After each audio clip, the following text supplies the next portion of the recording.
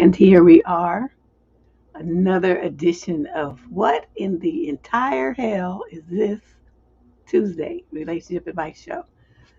Ooh, how long have we been doing this show, Shaya? Well, a couple of years. I don't know. It had a different name at first. Some of you might remember that. Uh, what do we call it? Tell It Tuesday. And then before that, it didn't really have a name. It just was like advice letters. I don't know. I didn't really call it anything. But now that it's a regular event every Tuesday at 6 p.m. Pacific time, it's 9 if you're on the East Coast, we respond to letters that have been previously submitted. I need to say that because some people say, oh, advice, and they come here thinking that somebody's going to answer their question right here. We do those shows, but that is not what the fuck Tuesday is. This show is all pre-submitted letters. If you have a question that's just eating you up and you need some help figuring out what it is, what's going on, and you trust my advice, that's the other big caveat, then go to debsterism.com or survivingdating.com and click the button that says Get Advice. It takes you to the exact same form, so it doesn't matter which site you go to. The link is also in the show description down below, so you don't need to type anything in. You just click it, and you just go right to the form. And my lovely cousin Candace reviews all submissions and picks, 20 to 25 letters every week, sometimes even more. One of these times when I'm like 100% and feeling up to it, we'll do like 50 letters and probably be here like 4 or 5 hours or something. I don't know. Anyway, that's my fantasy. Whether it actually happens or not, who knows? But let's see. Tonight we got 22 advice questions, 22 questions. These questions come in from all over the globe. Men and women write to try to figure out what they should do about sticky situations. Also, the questions are not limited to romantic relationships like dating and marriages. It's not that. You can talk about coworkers. I also answer questions about family dynamics, parent-child dynamics. Whatever's bothering you, I pretty much have an opinion on everything. I'm not saying you're gonna like it, but I have one. Let's put it that way. What's up, everybody? How y'all doing? How are you this week? It's 84 degrees here still. It was burning up today. I thought I was going to die. You be careful, Maya, on the treadmill when you get to laughing. Hold on, okay? Hold on and laugh. Don't just start freestyling it. The next thing you know, you'll be jettisoned across the gym room floor. That won't be cute. I let it happen to somebody. Of course I laugh because I'm rude like that. I thought it was funny as hell. She didn't get hurt, but it was funny seeing it happen. Oh, sorry, you guys. I have a sick sense of humor. Anyway, let's get started. We have 22 questions, so here we go with question number 1. This is a female in the 28 to 34 age group from Liverpool, England. Oh, another female, 28 to 34. Oh, okay. She's writing about another female, her sister or friend or something. She says, a close friend when I studied abroad told me that she doesn't want to be friends with me anymore. She said that she kept trying to ask questions and shared to me what happened in her life in order for me to be open about mine. It seems that my answers were not what she wanted, i.e., not clear or detailed enough about my life. So she felt things were unfair and doesn't want to keep trying anymore. She was mad for some reason about that. I kept explaining to her it's more because of my personality to answer things briefly because I don't want to talk about myself too much. Plus, sometimes I feel it's unfair because she asked me things in the past that I can't remember enough to answer in detail. What should I do? I don't want to lose this friendship, but it seems she already set her mind. She also already came back to her home country, and I will too, so it's more difficult to convince her otherwise. I'm going to say this, you can't be friends with nobody that don't want to be friends with you. Remember back in, I don't know where, okay, you're in England now, but I don't know what your quote home country is. Do they have kindergarten there? Because to me, that in kindergarten, that's when you learn these kind of things. You want to play, I don't know, sometimes you want to play blocks. And you go up to little Johnny who has some blocks and you say, let's play blocks together. And then little Johnny just like gives you the mean mug or turns his back to you and don't want to play blocks with you. Okay, so but you're going to keep trying to force little Johnny to play blocks with you, or you going to play blocks with somebody else? I was always the FU kid that would go play blocks with somebody else. Usually I would be the little Johnny kid, though, and I don't want to be bothered. But, it's just like that. I mean, it's not like this is your mate or nothing. It's just some girl. Please.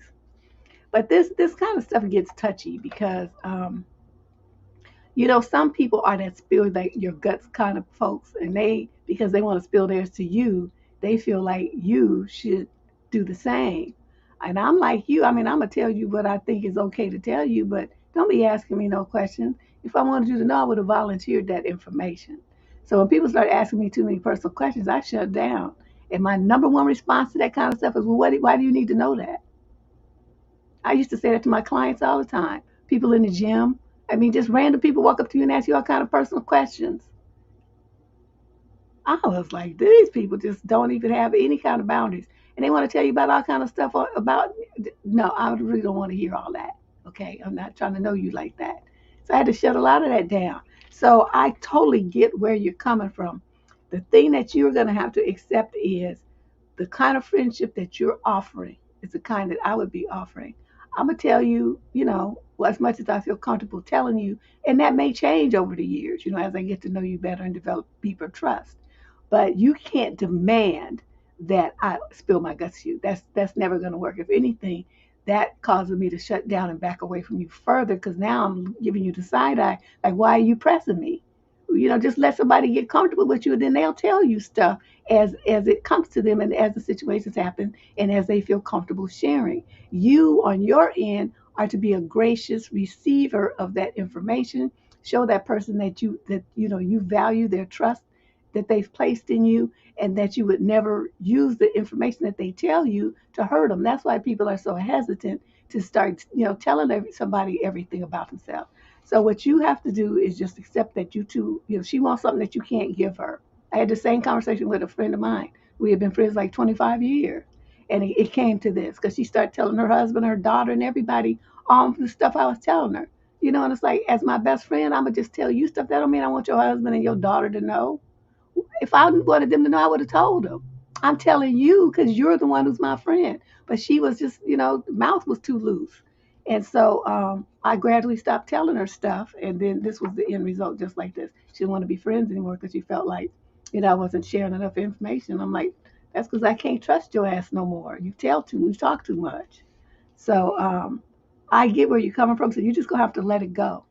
Find you another friend, you know. You might be the kind that doesn't really have deep friendships. You have, you know, acquaintanceships. And that's okay too. It all has to, you know, fit whatever your personality is. So don't beat yourself up thinking that you have to fit your square peg into her round hole. You don't have to do that. Okay, just be you.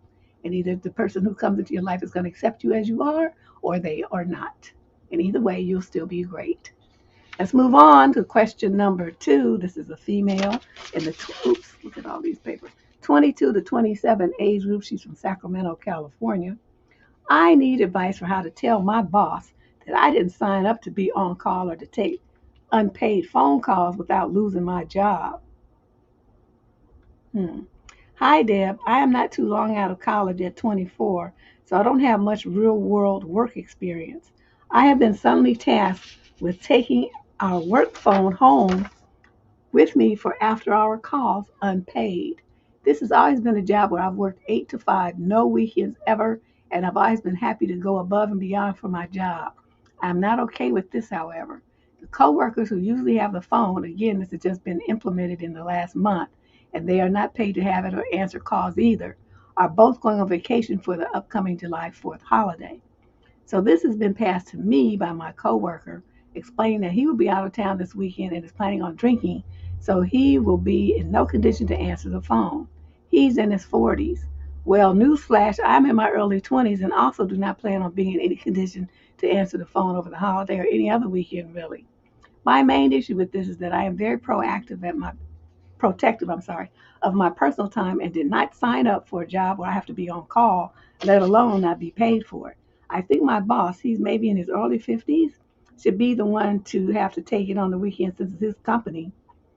And I know this reasoning sounds childish, but he has never once sacrificed his time outside of work for the company or taking the phone home. Even if I was paid for doing this, I would not be okay with it. I did not sign up for a job where I had to be on call all the time. I wonder if this is just the weekends or at night too. That one detail was kind of foggy to me. How do I tell my boss that I do not want to take the phone home and that this is out of my job description?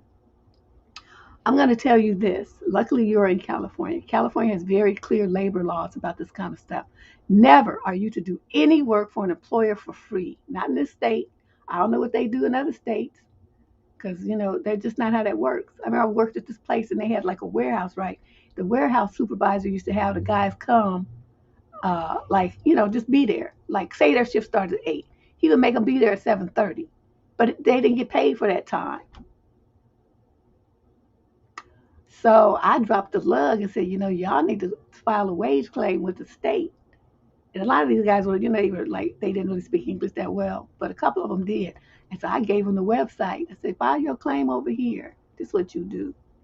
And got them in trouble. I did the same thing when I was real young. And the only reason I knew that was because my uncle had a trucking company. Me and my mom did his books. So, that big poster that you get from, well, you guys that don't live in the state probably don't know this, but California issues this labor poster that regulates lunchtime, paid break times, vacation time, sick days, holidays, all that. It's all on this gigantic poster. And you, as an employer with employee, you're mandated to have that on display in a prominent area, central area of the company. This firm that I work for didn't have one, so I politely ordered one because they were like, "Oh, we people work overtime." I said, "Well, you pay how much? You pay a double our time and a half." And they're like, "Oh, we don't pay." I'm like, "Well, then I'm not working." I was like 19. I walked out the door. I'm like, you tripping. And then I politely ordered that poster. And then when it came, I slapped it up on the wall. And I said, y'all, they owe you some money. Y'all need to be filing your claims. I'm a whistleblower like that. I just think that's not fair.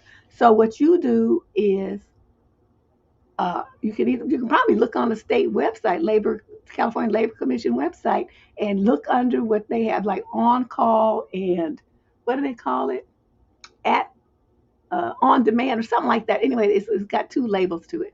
And you look on there and you cut and paste that part and you send it to everybody in the firm and you say, this is why we need to get paid for doing this, or the boss needs to do it himself, or the boss needs to hire an answering service to do this at night and on the weekend. But to ask employees to do it without pay. So if you guys have been doing this, he already owes y'all money.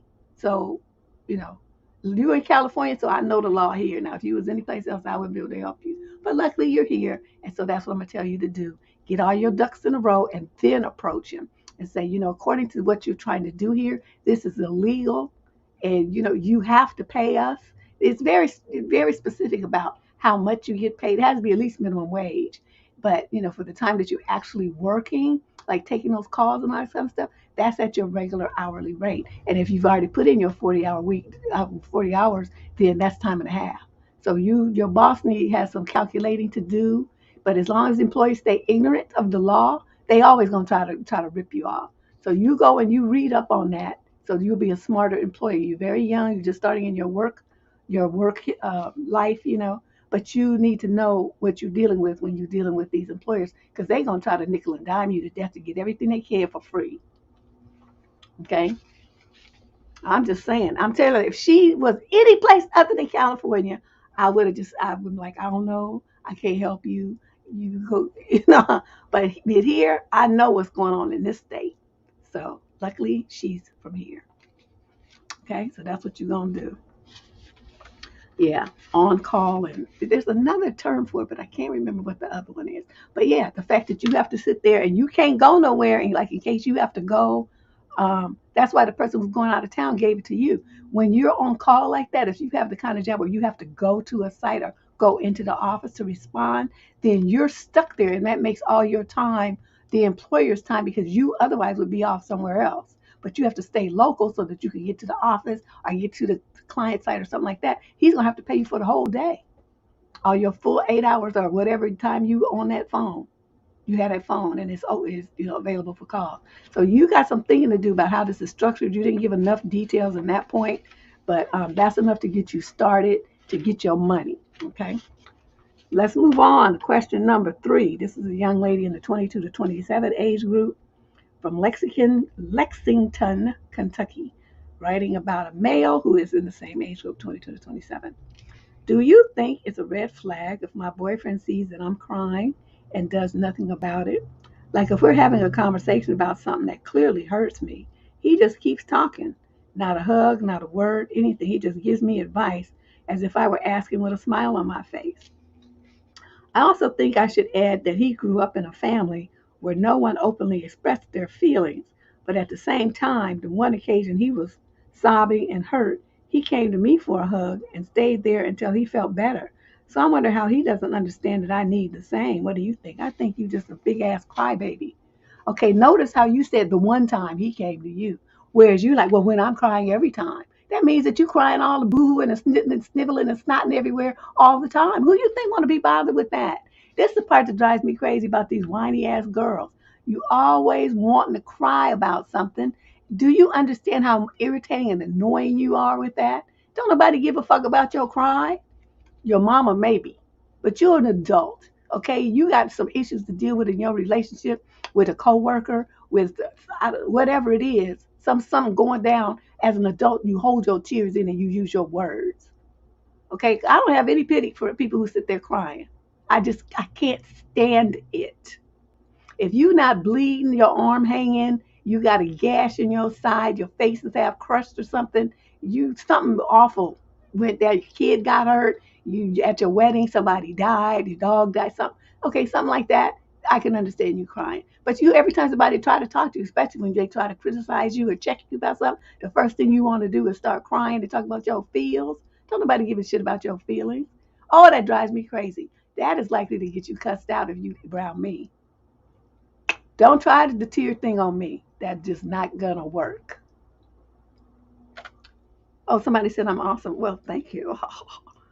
Yeah, this girl, and you talking about a man, okay? What do you think he gonna do? Hold you like you a 2-year-old toddler and fell down with a boo boo? That's what you looking for? You better go home to your mama. That's the only person who's gonna treat you like that. Nobody gives a damn about you crying. You need to grow a pair. Stop trying to be like a special snowflake, thinking everybody gonna be doing what you want them to do because you cried a couple of tears. If anything, I'm telling you, don't do that shit in the black community. You cannot. Ain't no black person in the world gonna stop what they telling you about yourself because you cried. See, that's the problem I ran into a lot at work. I ran into that a lot at work with, the paler sort. One of you start checking them about some crazy shit they said or did. First thing they want to do is start snotting.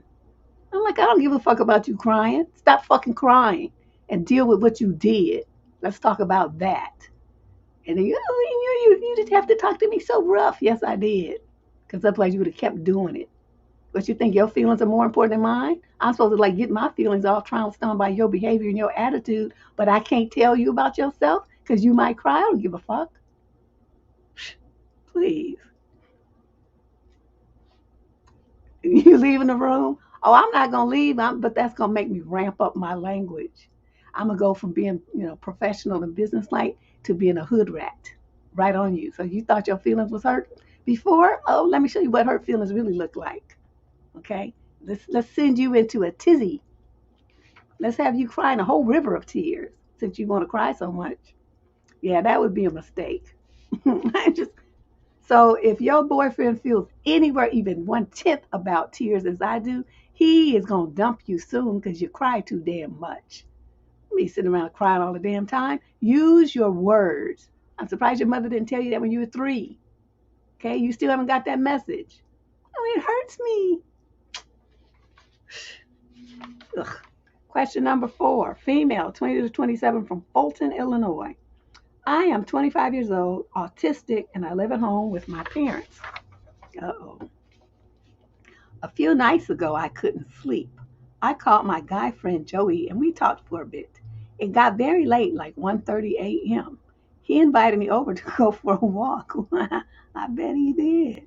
I didn't go. I got a headache and I took an Advil and went to sleep. I told my mom about this the next morning and she was appalled.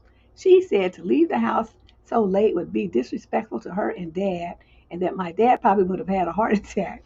The thing is, when I've met friends for dinner and then went back to their house, my mom has always said, if you're going to be later than midnight, call. So how is leaving the house after midnight any different from just leaving the house after 12 p.m.? Okay, I don't know what she means. I have a car. I would have driven over to his house and then we would have walked around his neighborhood. Our town is small and not known for crime. And of course, She didn't believe that Joey just wanted to go for a walk. She said he wanted some booty. Said, quote, I hope you have respect for yourself. And I'm like, I do, I do. So, Deb, is my mom overprotective or is she right? Or are we both right? Nope, your mom is right. Let me tell you something, young lady. I want you to listen to this very carefully. Being autistic does not mean that you cannot learn game and social mores. Okay. It also does not mean that you don't have to, that you don't have good common sense. Now, what's going to happen is that you have to be taught common sense and things to look for because they're going to go shoot over your head. You're not going to catch nuances and stuff like someone else might. So, it would have to be explained to you. So I'm going to take the time to do that. When people tell me that they have an issue with learning, I am the most patient person in the world. It's the people that's supposed to be regular, normal, typical, whatever the word is, that act like they have some kind of learning disability that sends me over the moon. Okay, so for you, I'm going to tell you this. First of all, I mean, if you and Joey have the kind of relationship where you guys can talk to each other late at night on the phone, that's fine. The very fact that Joey invited you out of your house at 1:30 in the morning means he is a disrespectful little bitch. Okay? Underhear my words here. No man that cares about you on a personal level would even attempt to offer such a thing. My concern is with you being autistic and the fact that you don't catch these kind of things and you don't know these kind of things would put yourself in a very dangerous situation. Even though your town might be known to be, quote, safe, there's still crime there. And human trafficking takes place all over the world. Small towns, big cities, they don't care. Buses, trains, parks, schools, everywhere. Okay?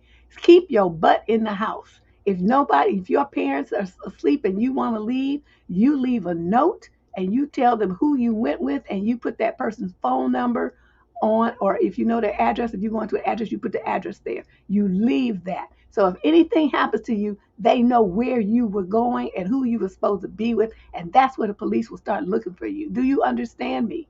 You are not to go out of your house at 1:30, midnight, no other time. Okay, if you're already out and it's midnight, that's one thing. You're not leaving your house after 10 o'clock, really after 9. You don't need to go anywhere after 9 o'clock. Okay, you autistic, you ain't going to no nightclubs and all that kind of stuff. Stay your little ass in the house. It's too risky for you. Okay, you don't even recognize what was happening here. Your mother is right. That's why she was just appalled because she knows. She needs to do a better job of educating you, though, about this kind of stuff so that when stuff like this happens, you understand what's going on. Okay? That's why I took all this time to explain it to you. You stay your little ass in the house and make sure, like I said, I'm going to say this again. If you go anywhere, somebody, preferably both 2 or 3 people, know where you went. They know who you were going to be with and where you was going to go. You're going to provide addresses. You're going to provide business names. That's what you're going to do. Okay? Don't you ever even think about doing anything like this. If you had done this, it would be the stupidest thing that anybody could ever do. I'm not sure what Joey's game is, but I'm not feeling him. Okay? That's so inappropriate. I'm like, this dude, man, if you was at my daughter, I'd be getting my husband, we'd be rolling with my cousins, a whole bunch of folks, and we'd be rolling 5 deep over to Joey's house to have a conversation. That's what would be happening to Mr. Joey. And you would be banned from talking to him ever again if you were my daughter. Question number 5. This is a female in the 22 to 27 age group from Columbus, Ohio, writing about a male in the same age group. I am 25 now and married my husband, who's now 27, just after graduating college. So we've been married for 4 years. He's been working from home in tech for much of that time. I've been working as a government contractor. In the past several years, my husband has become increasingly anxious. It started with worrying about having rare diseases and conditions based on random symptoms that he Googled, to COVID happening, and now he's afraid to leave our house. It really hasn't in over a year. He has restricted his diet to prevent adverse health effects, doesn't go outside for fear of contracting COVID, and calls me while I'm at work while he's having panic attacks or other symptoms and begs me to come home to help him through it. I do not work remote, Deb. I'm in the office through the week, and I do not have the option to keep taking off. I've already used all my sick leave and sick balance. all my leave and sick day balance to take care of him. He has been seeing constant mental health care between several providers for years and wants to improve. I don't know how to balance the fear of what will happen if I don't go from what will happen if I lose my job. I have done well and I'm being promoted soon to more responsibility. I'm afraid that being gone more often will be triggering and detrimental to his health. How do I balance my life? I want to be married to him. I just don't feel that I know what to do. In addition, him not traveling outside of our house makes it difficult to schedule social events or to participate in things I enjoy, like going out with friends, etc. Thank you in advance for any advice in advance. Okay, what you're going to do is call social services tomorrow. Where are you again? Shit, I forgot what she said she is. Oh, Columbus, Ohio. Okay, I don't know what the number is or how it works there. But what you need is a caretaker for your husband. You're going to be getting a promotion. You know, they may even, based on your income, since you're the sole wage earner, it looks like, right?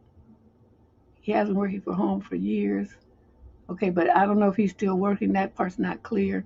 But anyway, whatever. You guys might, from your income level, be able to qualify for subsidized. The cost will be subsidized by the county or your health insurance or something, so that he can have somebody there that is medically able to respond to him, call 911, that kind of stuff, or like take care of him, be there, a companion, and all this kind of stuff. I don't know.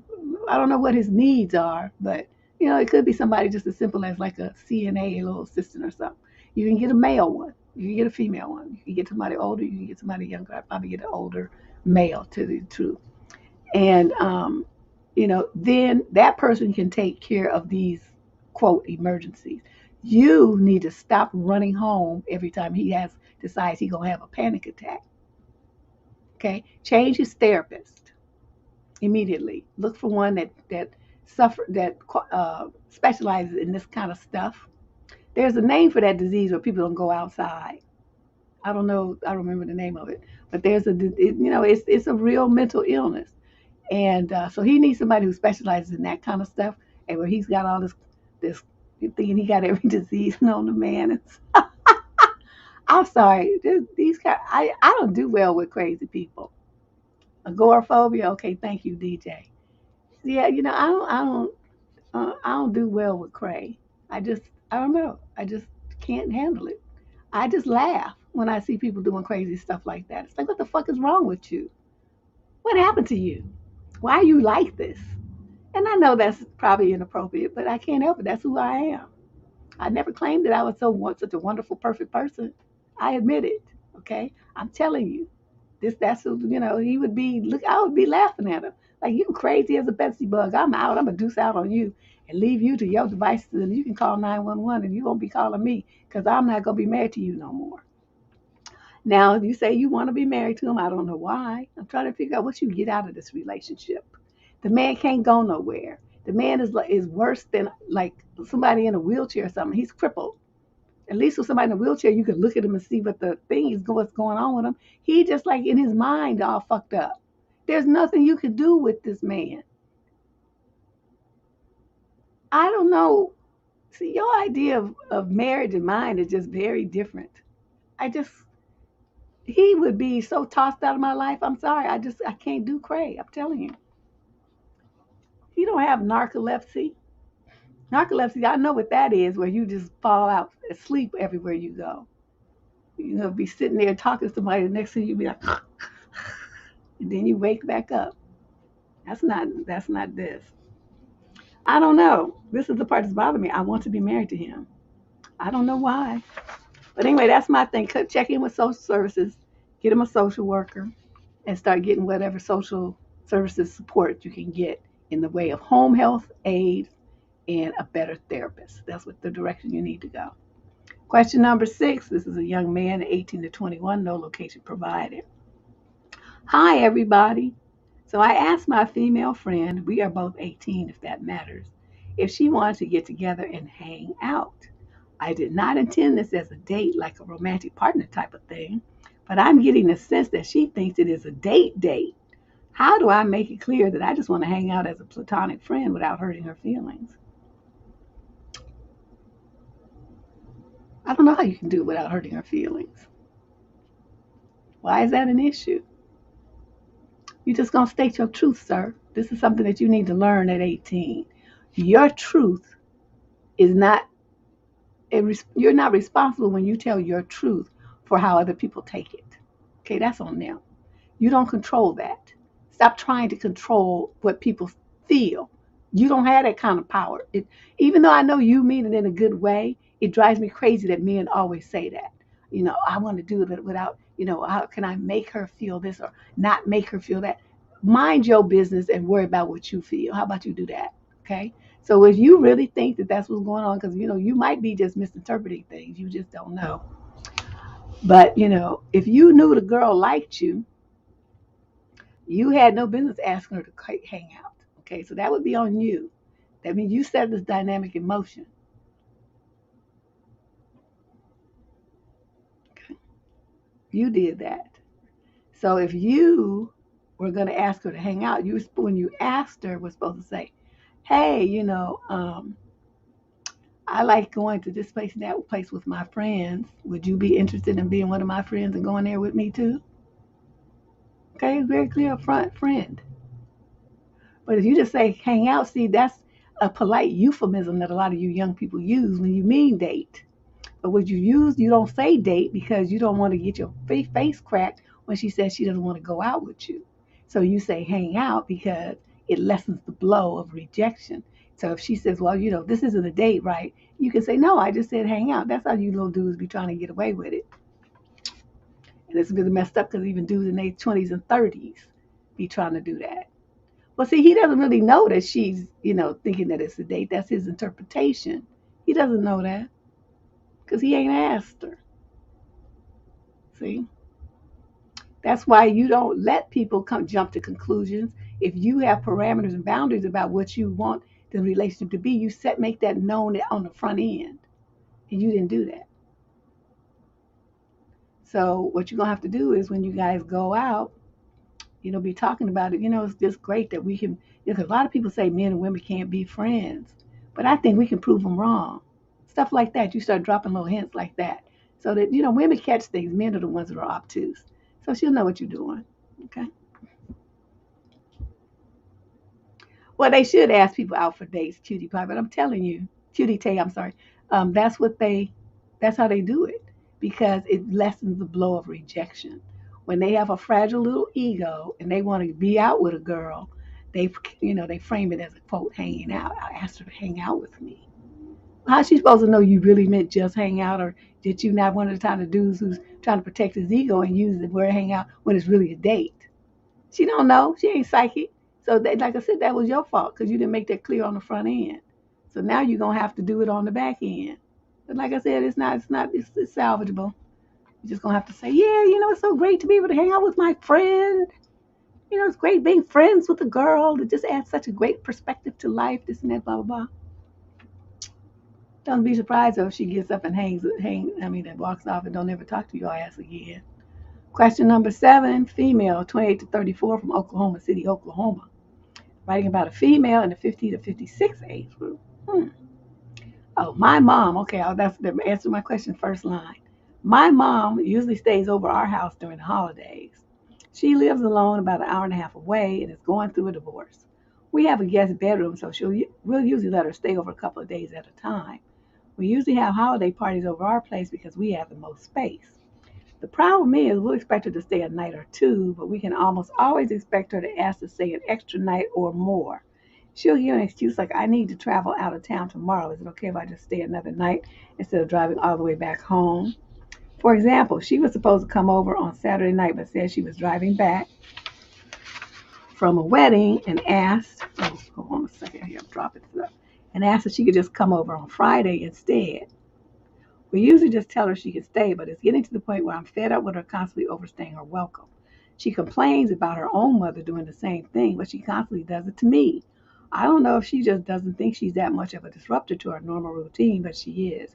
She also asks my boyfriend when I'm not in the room, and I think it's because she knows he's too polite to say no. She's here now, and my boyfriend informed me that she had asked him yesterday if she could stay overnight tonight again. She's been here since Friday, and I wanted to have one night to myself before going back to work early tomorrow morning. I've also been sick since last night. I've been in bed all morning, but she's not taking the hint. I feel guilty wanting her to go home because she's probably just bored. She's retired and doesn't work, so is usually home alone all day. How do I politely ask her to leave? Okay, this is a multifaceted solution. The first thing, you say she lives an hour and a half away, so I don't know what town, city, whatever she lives in. You're going to have to get online and figure out what kind of senior things or activities or clubs or stuff that she can join. Okay, she needs some friends. That's her problem. That's one thing. She's probably lonely. Okay, that's one. Okay, number two, you talk to your boyfriend and say, look, if my mother asks you anything, you don't answer it. You tell him you tell your mother you need to ask your daughter. Okay, I'm not in that conversation. And he needs to alhamdulillah and bow out of that. That's what you tell him so that all the things will go around him and straight to you. And then you are going to have a conversation with your mother after she goes home, which I guess she did now because you probably went back to work today. You're going to call your mother and say, Mom, you have this bad habit when you come for what's supposed to be 1 or 2 nights, asking to stay another night or two. You're totally wrecking my weekends. I want to have some time alone with my boyfriend. I want to have some time alone to do what I need to do to prep my mind for work. And even though you might feel like it's not a big deal, you being here and us having to entertain you is wearing. Okay, we work all week. We need some time to ourselves just to unload. So from now on, when you ask to come, you're going to be here 1 night, maybe 2 if I let you. But you're going to be out of here by the second day at the latest. If you come on the weekend, you come Friday, you leave Saturday. You come Saturday, you leave Sunday. There's not going to be no Friday, Saturday, Sunday, Monday. We're not doing that anymore. Now, if that's a problem, then I don't know what to tell you. But that's it. That's what we're going to do from now on. Okay? 1 night. Maybe if I'm feeling generous too. But 1 night and don't ask. Because then I'll have to kick you out. That's what I would tell my mama. But everybody, I don't know, people already know. There's nothing to do. Well, shit, she's retired. She can get a job. She's only in her 50s. Go work at Walmart or something. Shit. Go work at a nursery school or old folks home. Do something with yourself. I mean, I can't wait to retire so that I have time to do what I want to do. Writing and everything. That's what I want to do. I'm going to be more busy when I'm retired than I would be doing working, while I'm still working. That's my plan. Yeah, there you go. See, Ravania's grandmother got know what's up. Yeah, people here still go clubbing in their 62, but it's not cute. Sweet Jimmy's, anybody from the live in this Oakland area know what I'm talking about? Sweet Jimmy's, all them big old overweight older women with bleached hair and different colored wigs and weaves and stuff, squoze like sausages into spandex with all that cellulite and them big old fat rolls on their back and stuff, and them upper arms that look like hams, and they be in the club too. That's not cute. It's not cute. I used to look at that and be like, why are you doing this? Why? Having no shame. I just couldn't believe it. All these women in their 60s and 70s with this yellow hair and stuff. Will you stop doing that? Just stop. Trying to catch them a young man. It was unbelievable. So anyway, I digress. But yeah, you're going to have to help her find something to do. Some hobbies or interests or some clubs or some class, something. She got to do something with herself or a little part-time job. Question number 8, female, 22 to 27, Capricorn from Bahrain. Oh, I recently found your channel and I love watching your content. I'm 23 years old. Thanks. She said her grandmother wasn't like that. Thank you. Thank you for letting me know because I was wondering. Okay, she says, okay, wait. I'm 23 years old, Black American with no children. I'm not married and I'm single and I'm in the military. Currently, I'm stationed overseas in the Persian Gulf. I'm working on my degree and plan to leave the military soon. I have a strained relationship with my father. He was every type of abusive to me. my other half siblings, and my mom. All my life, he has been in and out, and I felt like his girlfriend rather than his daughter. Okay, reading between the lines, I know what you're talking about. Every few years, he pops up and demands my attention, and he'll blow up my phone with messages, calls, and pictures. I told him that his behavior is inappropriate and it makes me uncomfortable, but all I am met with is gaslighting, and eventually he'll leave again. That time and many times before, he stated he doesn't want to be in my life. That hurt at first, but you can never miss something you never had, and I actually preferred not having him around. He was a source of a lot of tension when he did decide to play dad. It's been 5 years since I even spoke to him. After he pulled his usual act, I blocked his number and his social media profile. Recently, he made another one and bombarded me with pictures and messages again of him and his new wife at his wedding. I immediately blocked him on Facebook, and then he reached out to my mother. They have been divorced for 10 years, and she did not respond. My father was, okay, just like I thought, you know what kind of abusive to me and my half siblings, and I know his new wife has a young daughter. What? It made me sick and frightened to see pictures of the little girl on his lap. I am working on setting boundaries in my life for men especially, and I never want to speak to my dad again. Should I reach out and tell him to leave me alone forever, or should I just keep ignoring him? He's never taken accountability for his actions, and it annoys me that he wants back into my life. I've been overseas for the greater part of my adult life, so he does not know where I am or have my number anymore. I'm going to therapy and healing from what happened. I don't hate him, I just want nothing to do with him. I realize that I have to work on my abandonment issues in order to attract better partners and to be the best person for myself. Any advice is great. Thank you so much. Okay, why do you have a Facebook? What you need that for? You blocking folks, close your page. Okay? What you need that for? I know people like to have all this stuff. I only have, I have mine to promote my YouTube channel and my writing. That's it. I don't do, not posting no family pictures and all that kind of stuff on there. I might post some food pictures or something like that. But it's not, my personal life is not on social media. I just not going to do that. I'm not posting all them selfies and yes, look, I spit and it landed in a perfect heart shape. Look at that. And look at how the light reflects on it and look at the stars and the moon and look at my fingernails and all that stuff you young people do. That's just such a waste of time and energy. Do something positive with yourself. Read a book or something. Now, as far as this fool goes, yes, you block him. You block his number. Make sure that he never gets your phone number, okay? But I'm really wondering about this social media thing. But let me tell you this, this is what I meant to say. Before you close your page, I guess you already blocked his page, but can you unblock it for a minute so that you can get to the new wife and backtrack to her page and then send her a message and tell her what he did to you and your siblings? She needs to know, okay? She needs to know so she can protect her daughter.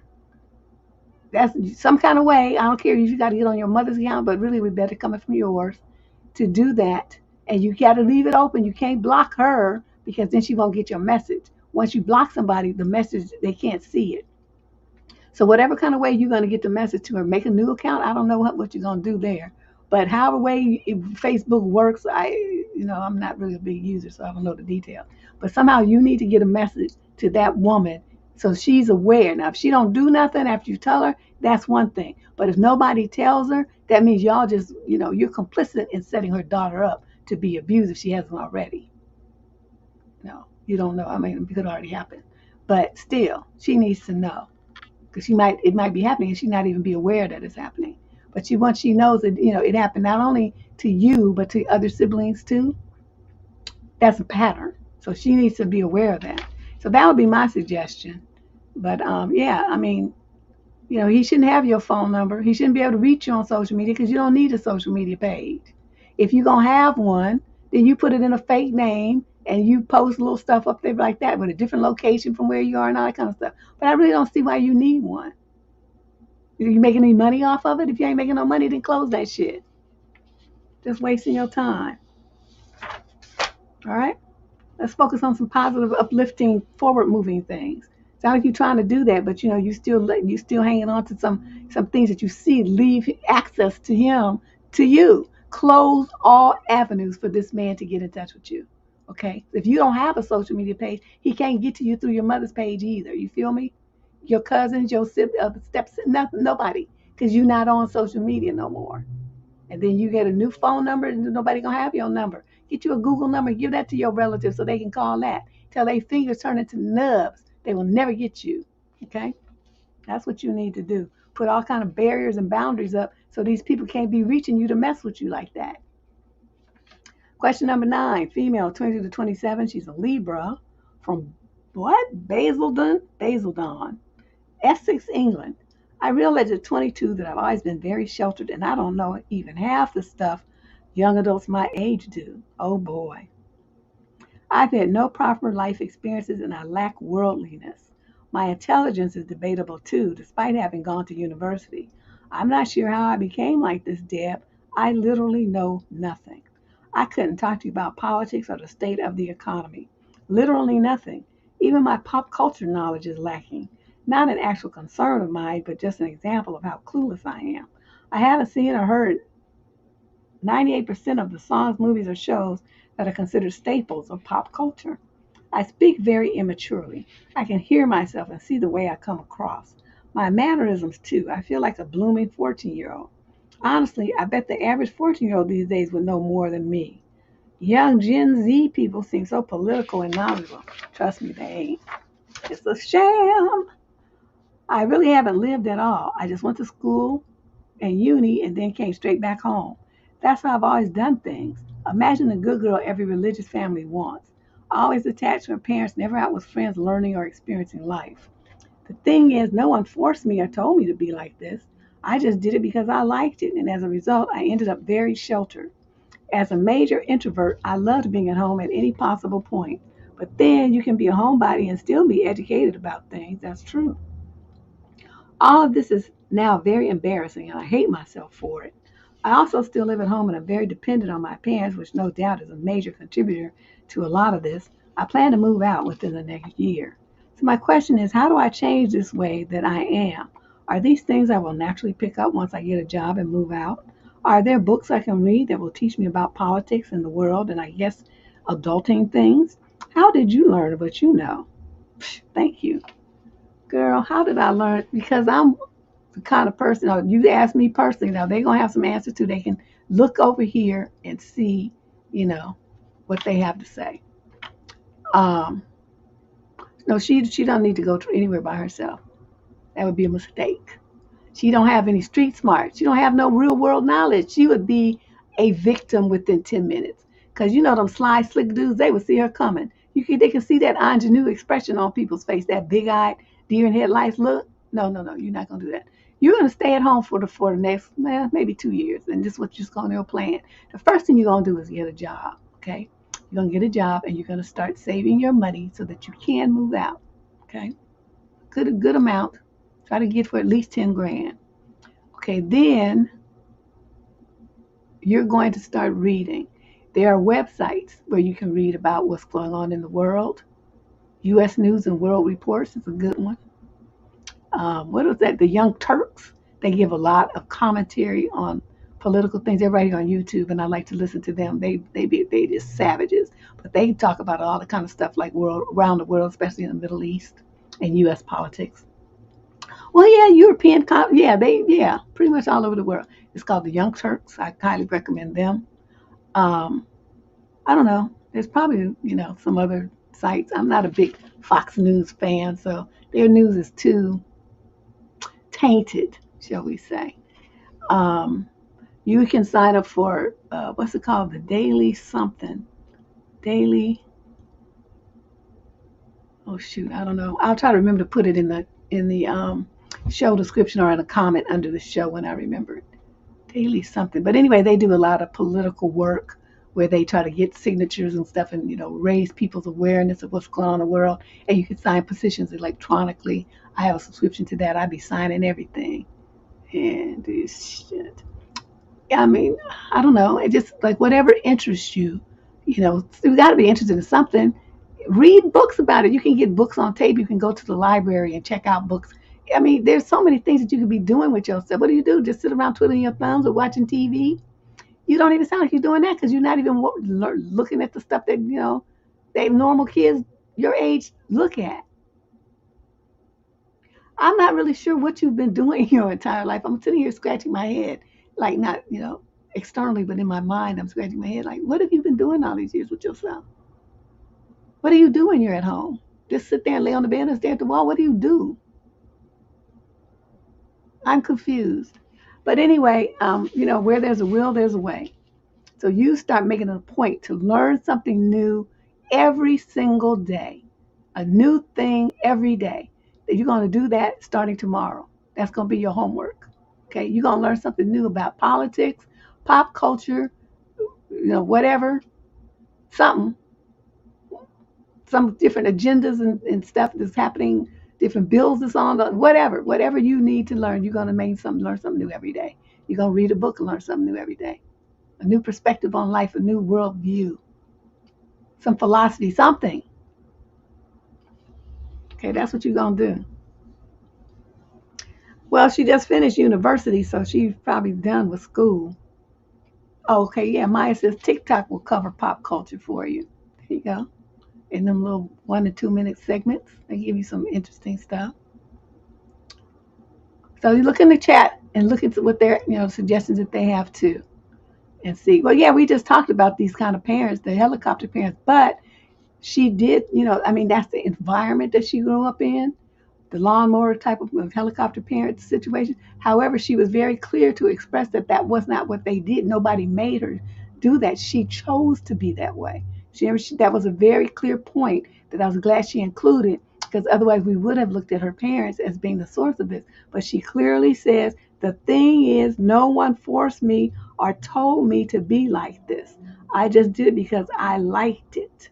Okay? So the responsibility for all of this is solely on her shoulders. And just like you put yourself in this mess, girlfriend, it's going to be up to you to get yourself out. That's important. Question number 10. This is a female in the 42 to 49 age group. She's from Portland, Oregon. Hi, Deb. First of all, thank you for doing what you do. I've been listening since 2020, and you gave me the impetus to leave a relationship with a Dusty. Oh, thank God. I got a question for you. How do you deal with pickup lines that reek racism, microaggressions, colonialism, white male entitlement? Oh, that's a lot. Racism, microaggressions, colonialism, and white male entitlement. Wow. I get a lot of other older white dudes, strangers that approach saying, Ni hao. Oh, konnichiwa, but they think you Chinese. Ching chong, where you from? No, they don't. No, they do not say that to you. Konnichiwa, that's Japanese. What are you? Are you Asian? Oh, my ex-girlfriend was Asian types that want to impress me with their knowledge about crap like Kung Fu. Oh my God, are you kidding me? Their travels in Asia, cultural history knowledge. Yuck. My goal is not to, white people just don't fucking get it. My goal is not to get to freeze and flight and tell them off and shock them a bit. What do you say? Any favorite comebacks to racial fetishization or microaggressions that you've experienced as a black woman? Y'all chime in on this too. Because this, she's asking me, but unfortunately, my response to stuff like this is probably not the best. So I would appreciate it if some of you had run into these situations. Please share what you did or what you think is, I'm just like, this is unbelievable. I could say some really rude shit, and I have, when they come at me like this. Yeah, that's me, Maya. But yeah, they get some zingers back. But I'll leave that to the end. Okay, so she says, uh, also, for some reason, I only attract creepy old white dudes. I look younger than my age, and I'm far from that demure/doll-like stereotype. I mean, I'm an amateur bodybuilder that can pull off a strong, resting bitch face if under threat. I dress modestly, baggy t-shirts, sneakers, and jeans, and I'm an average-looking girl at best. How do I attract more BIPOC men my age or younger to approach me? Friends joke, and rightfully so, that I've got the curse of being a magnet for old white men with yellow fever. I want to change that. Thank you. You know, I'm reflecting back on what I said earlier. We don't have the power to change anybody. No, we change ourselves. Okay, we can't impact what other people think, what other people feel, nothing. I mean, you could try if you want to, but I don't feel like I need to. I'm not trying to waste my time doing that. What you think, what you feel is your responsibility. Just like what you say to me is, and how it makes me feel, that's going to be my responsibility. Now, when I light your ass up, don't say nothing. Okay? Don't say nothing because you said some fucked up shit to me, and now this is my response. Now, I have said some crazy stuff. You know, these white guys come up and they want to say, oh, you know, you're so beautiful. Your skin is so brown, this and that. And they say some stereotype about, you know, I hear black women are, you know, in bed, this kind of stuff. And then the guys have all said that. I turn around and say, well, is it true that white people, when they get wet, smell like dogs? And then you just see their face. They get it. It's like, don't come at me with no bullshit like that because I'm going to fire back and light your ass up. You know, I say all kind of stuff to them. I'm not going to go into great details, but I said some really foul, funky things that had them turning red and walking away real quick. I'm not the one. Don't come at me like that with that crazy shit.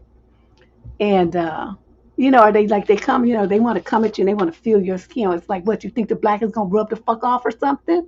Don't be touching me. You know, nasty hands probably been digging in your nose and scratching your balls 5 minutes ago. Do not touch me. Okay, then you got to pull out your sanitizer things, your gel from your handbag, and rub it on the spot that they touch to kill all the fungus and vermin that they just leave on your arm. Just stuff like that. And the worst is when they want to touch your hair. Don't be touching me. That's nasty. I'm telling you, you see them, they be digging in their nose and shit and wiping the boogers on their pants, and then they want to come and touch your hand, touch your hair. You know, the main thing you'd ever do in the world is touch a black woman's hair. That's just one thing that you would draw back a nub.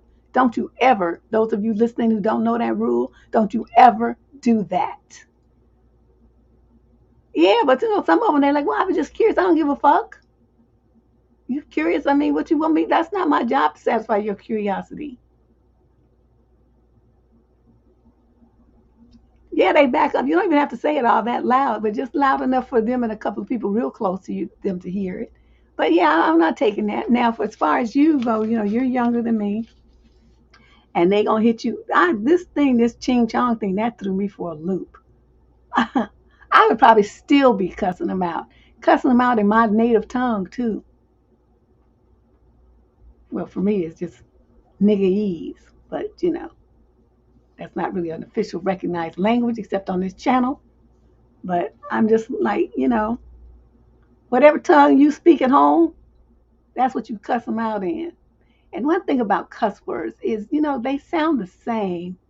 The inflections and stuff sound the same no matter what language you're speaking. So people do know they're getting cussed out. They might not know how bad they're getting cussed out, but they do know they're getting cussed out. Now that's like universal.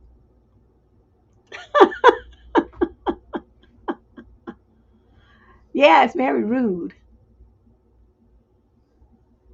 I said nigga ease, and Giggles over there trying to be polite, but that's correct. That's what you should say. That's how you should type it. Thank you for respecting the rules. But yeah, but you know, that's not really a language except here. I'm probably the only one that really speaks it. So,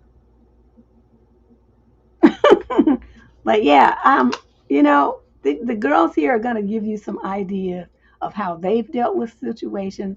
So listen to that.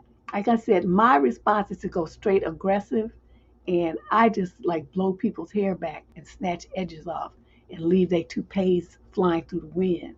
So you know, I don't know. The only one time, the latest situation I had like that, and this was about, I don't know, probably about 3 years ago, because I've been on public transportation since then.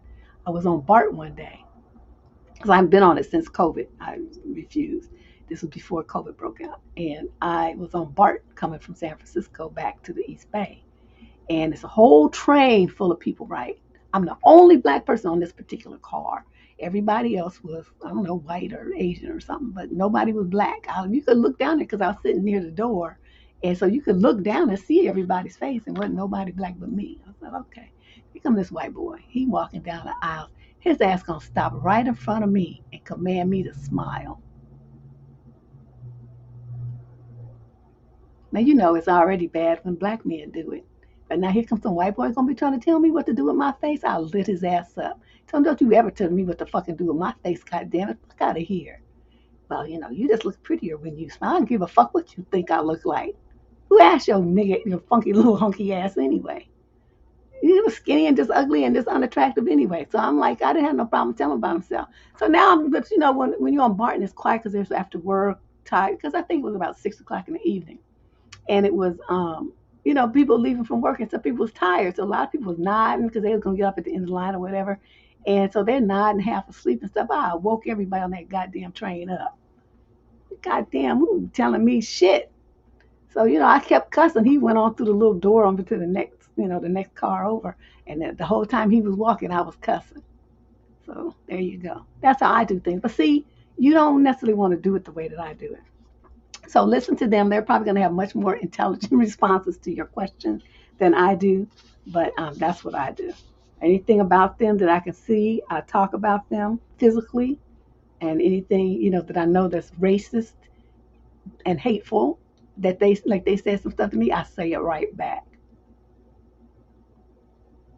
It's kind of stuff you don't really like to say to people, but if pressed, you can pull it out, and that's what I do. Because I tell you, the worst smell I ever smelled in my life, I was selling Girl Scout cookies as a kid, and I went into this white hair salon to sell them ladies some cookies. That shit smelled just like a pet shop. I'm sorry, it did. So when people say that's what it smelled like, wet dogs.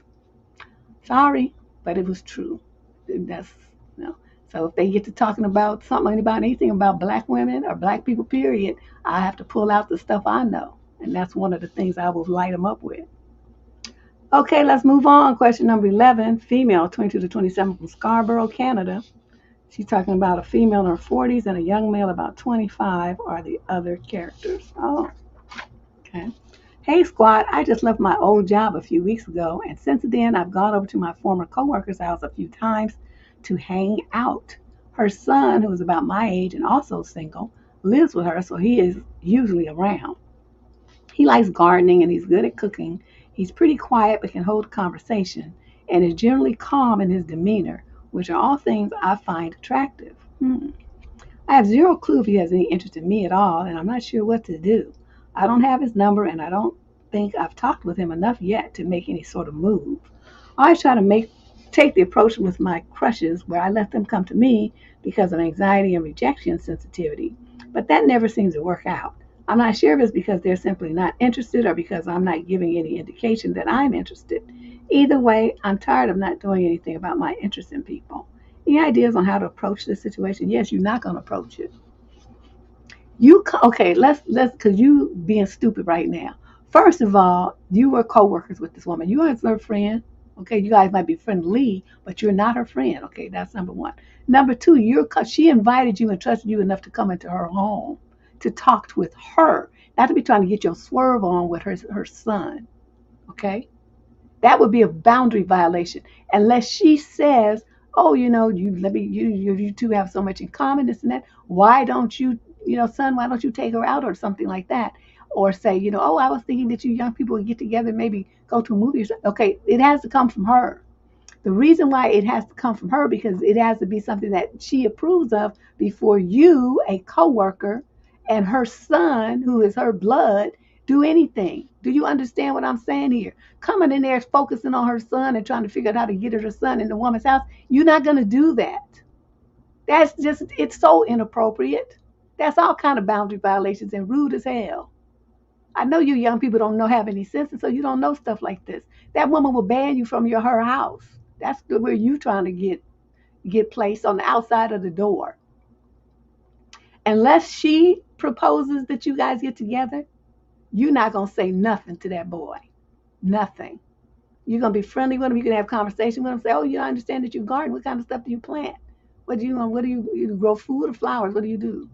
You can have some conversations with him and stuff like that. And if he asks you out, then you could say, and this is what you better say, "Well, I would love that, but I think I think just out of respect, I should run it by your mom because, we were coworkers and stuff. And I just want to make sure that that's kosher with her and not, crossing some boundary that I shouldn't cross."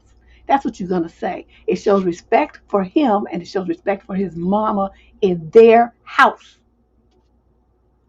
You don't go in people's houses doing stuff like that.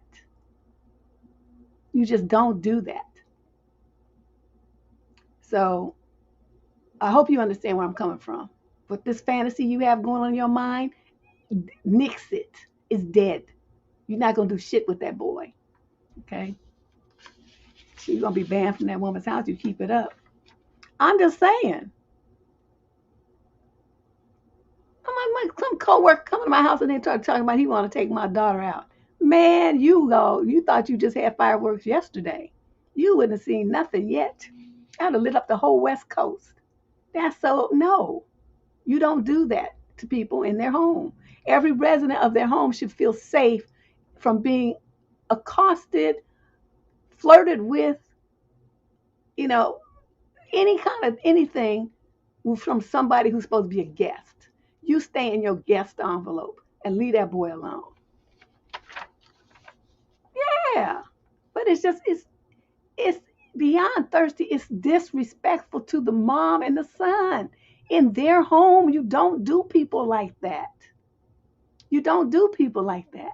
This idea that you even thought of this was something that you should try to figure out how to do is so wrong. Erase that thought.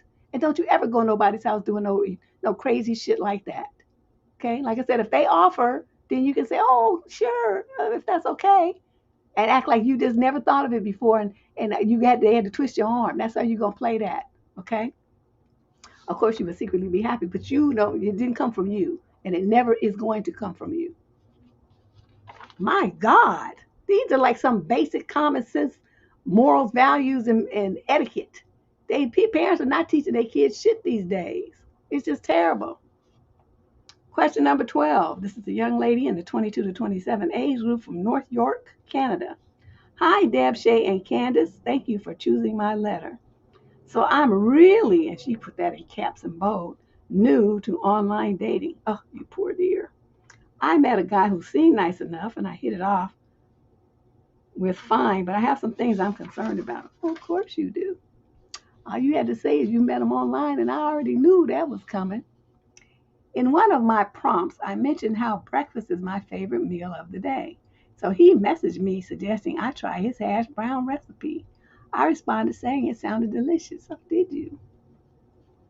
You don't need to be online because you don't know you too brand new.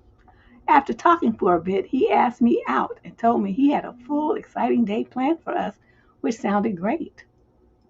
But then he mentioned that he wanted me to meet him at his house first so he could make me breakfast and then go out and do some fun activities. I think it would be nice if a boyfriend did this, but since he's a complete stranger, essentially, I'm not super comfortable going to his place. Is it a red flag that he wanted to meet at his place first?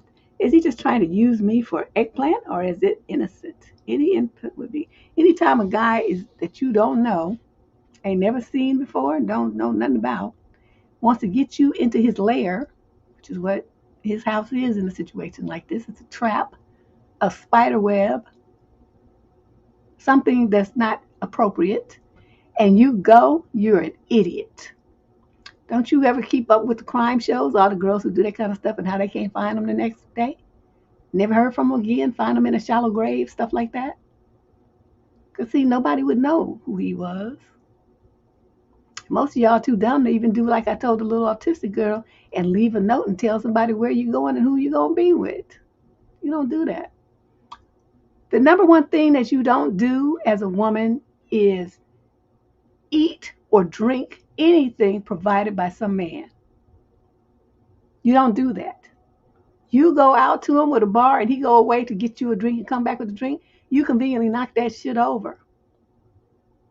And you go to the bar and you get your own drink. Anytime you get up to go to the dance floor and you leave a drink on the table, unless you have a friend there sitting there that's a diligent friend like me that's going to actually watch the drinks, then the drink is dead to you. When you come back, you get a new drink.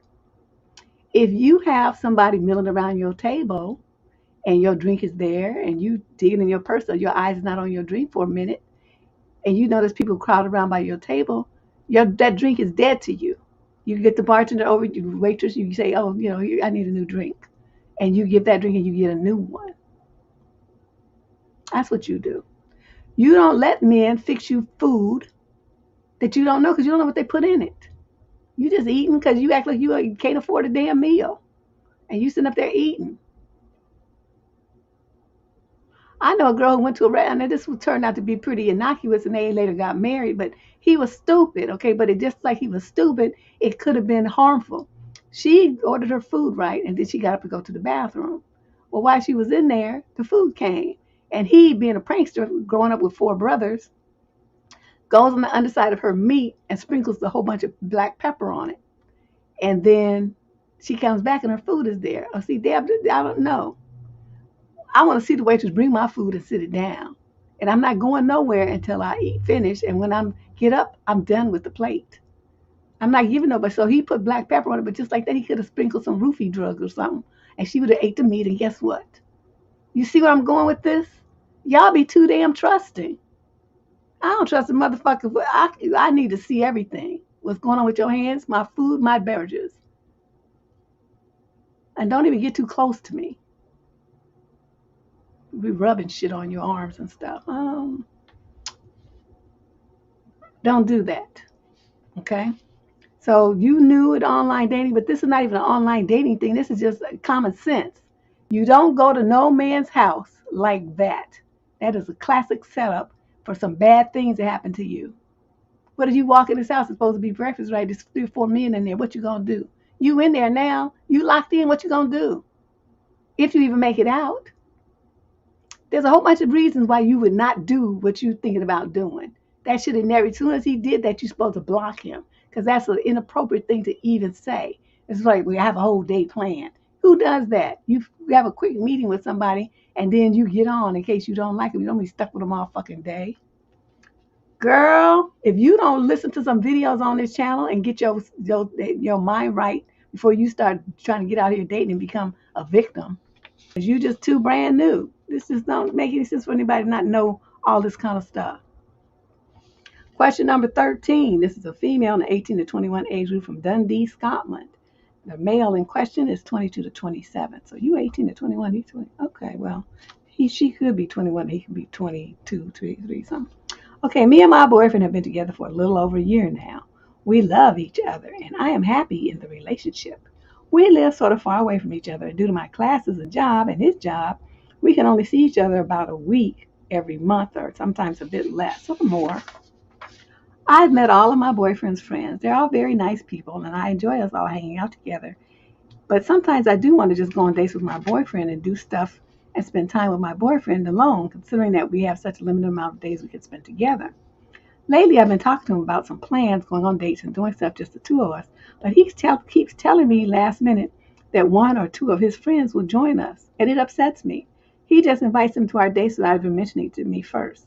Like I said, I like his friends, and I enjoy us all hanging out together sometimes, but it's upsetting when my boyfriend and I make plans for dates, and he just invites them to tag along without talking to me about it first. It's supposed to be date night coming up, dressing up nice and all that. I do understand that he wants to hang out with the people he loves, and I'm not opposed to it, but it does bother me when we make plans just for us, and as soon as we step out the door, he tells me some of his friends are tagging along. Today I told my boyfriend that I'm looking forward to our date at this Japanese restaurant on Wednesday, since he has the day off, and he told me that he accidentally, end quote, invited one of his friends to come with. I spent the past couple of days at his flat, and he had to work every day, and we couldn't really do anything because he was too tired. And last night his friend came in to his work, and they started talking, and my boyfriend invited him to our date on Wednesday. I haven't yet talked to him about this because I honestly don't know what to say. But I'm so upset about it because I don't think it's normal to take friends for a date with your partner, and especially he didn't even ask me before if I approve it. Okay, I don't know what kind of woman you are, but you know what? When I heard him inviting his friend or knew his friends, you know us friends, right? Go on his phone and call his friends and tell them all. From now on, when he invites you to something and you ask him, is this supposed to be a date for you and so? And if he says yes, then you say, well, we're not going to go. That's kind of how this is going to go because he's stupid. He don't even have a system. Or you could, if you don't want to do that, then what you do is you tell your boyfriend, look, when we're going on a date, that's for the 2 people. That's for the people that sleep together. We're going on a date to celebrate our relationship because we sleep together. Now, if you want to start bringing all these dudes on your dates with the woman that you sleep with, then you need to fuck them. That's what you need to do. Because we ain't having this group date thing no more. It's like we in high school. We're not going to do that. You want to go hang out with your friends, go do that. But I'm not going to be joining you with you and hanging out looking like, weird, like in the 10th grade or some shit. We're not going to do that. So if we have a date for the two of us, the two people who sleep together, and then you want to invite some man, then I'm going to suggest that you go and fuck him when the date is over, because you won't be getting shit from me. Because I go on a date with the man that I sleep with, not with his friends. But do I need to sleep with them too? Is that what you're trying to tell me? I mean, I would say rude stuff like that to him because he doesn't get it. He's being intentionally obtuse. So that's one point. The other is that he don't really want to spend no time with you alone. That's why he keeps inviting all these other people to, kind of diffuse the time and energy that he has to invest in you. It's one of those two things. Only you're going to know which one. But it wouldn't matter to me. Either one, it wouldn't work for me. But then it's like, yeah, you need to go fuck them. That's what you need to do. You want to be around them all the time and go on dates with them. That y'all need to be fucking. Okay? You ever say, why can't we be by ourselves? Is that a song? Oh, that's Erykah Badu? Yeah, see, I wouldn't say that because, from Tyrone. I wouldn't say that to a man, though, because, he knows what he's doing. So I don't know. I don't never ask him. I just tell him, this is how it's going to be. You going to go on your date with your friends, and then when the date is over, that's who you going to fuck. That's who you going to sleep with. Because it's not going to be me. It is not going to be me. Okay. Now I'm not inviting my friends. I don't want to look at them like that if I'm going on a date with my man. See, I don't want to do that. And that's like every time they go somewhere, he want to invite all these different people. So when do they ever have couple time? Like go out and have fun couple time. That wouldn't be a relationship I'd want to stay in, but you do you. Question number 14, female, 28 to 34. She's a Leo from San Bernardino, California. I've been single for a while and signed up to various dating apps. Oh, you just really lost all sense of reason, didn't you? Not really relevant, but just to give a bit of background. Scrolling through Tinder, I came across the profile of a man I know who is married to a woman I'm acquainted with and I see occasionally. They have children and have been together for a long time. So my question is, do I somehow let her know that her husband on there, presumably with the intention of being unfaithful, having been lied to in the past many, many times by my ex? If I was in her situation, I'd want to know. Or do I pretend that I never see it and stay quiet? My opinion of the man in question is probably clouding my judgment. He is generally a very dishonest person in business, fraud, tax evasion, etc. Manipulative and a liar. I do not like him. I'm not sure if his wife stays with him because he provides them with a nice lifestyle, but only manages to do so because of his shady behavior. She might already know what he's like and be turning a blind eye, right? What would you do, Deb? I would stay out of it. Now, it's one thing if people are dating, and that's your close friend. Once people get married, that marriage is for two people, and you stay the fuck out of it. Because you don't know what kind of arrangements people have in their marriages. Some people are into this open marriage thing. Some people, this swinging life. I mean, they be doing all kind of stuff when they get bored with each other. Oh, thanks, Button. Wow, that's generous. Shay say 100. Mind your business. Yeah, I don't understand it. So, because you start dealing with people's marriages, that's a whole different situation. That's a lot stronger tie. At least it's supposed to be. The women usually feel like it is than just somebody just dating. So, I wouldn't really do anything. The only way I would do that is if it was a friend of mine, and I know she kind of don't like reason. I'd probably set up a separate profile and use some fake picture, and set up a date with him to meet me somewhere. Then I say, then your husband's gonna be here at this place, like right here, waiting for y'all. You're gonna have a surprise date, and let her go on over there and see him, and let him get the shock of his life. I might do some trifling stuff like that. But as far as like, running to tell her like a tattletale, I saw your husband on Tinder. No, I wouldn't do that. I wouldn't do that.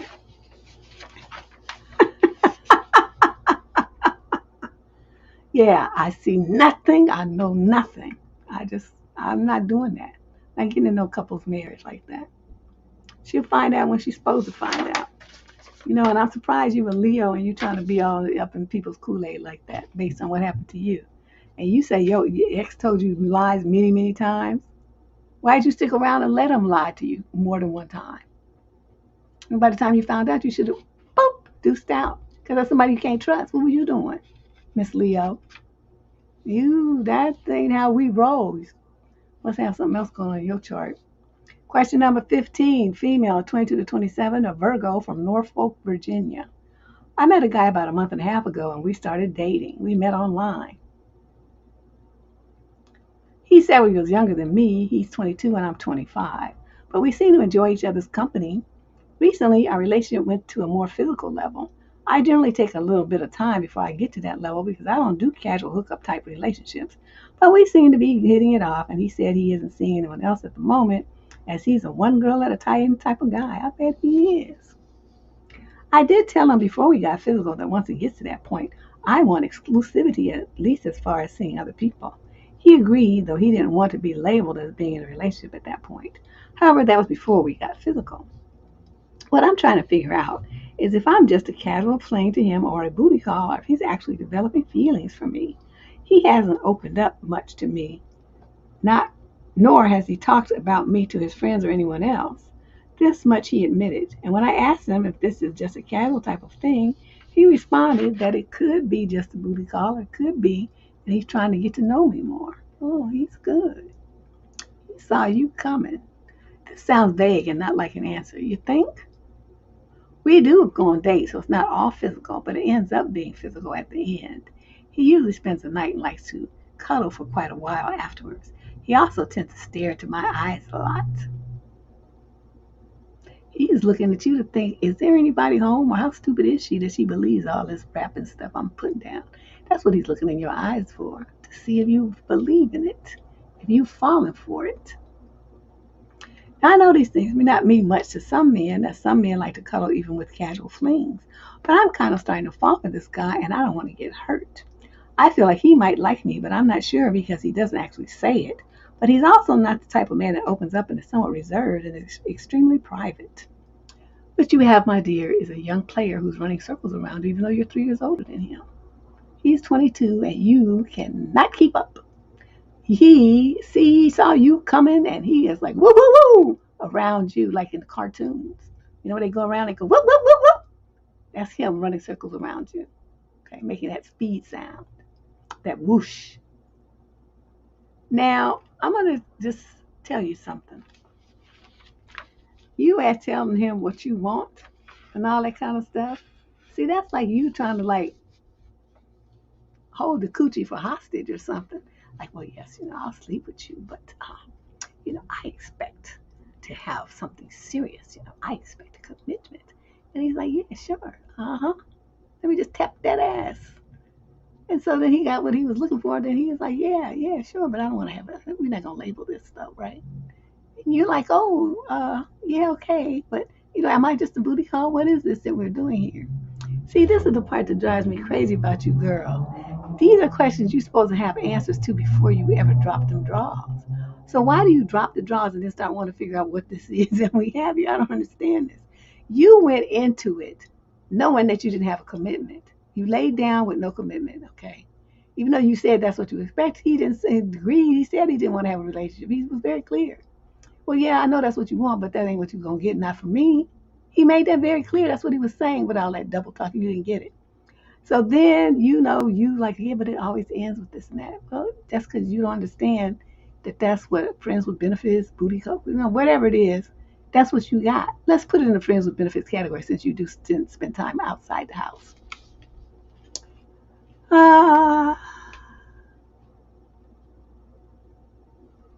She future faked herself, though.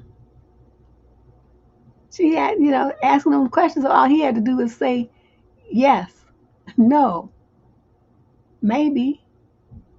See, she gave him the questions with the answers. That's not how you ask them. You say, okay, well, what you want to see happen here? You ask open-ended questions. You don't give him one where he can just fill in, check a box. Because they always going to check the box that's the most direct route to the coochie. Y'all don't know that? That's the one they always going to check when you start giving them options. They're going to figure out, well, which one is going to make them be open sesame for them legs. And then that's the one he's going to say. That's the box he's going to check. Now, he ain't done nothing.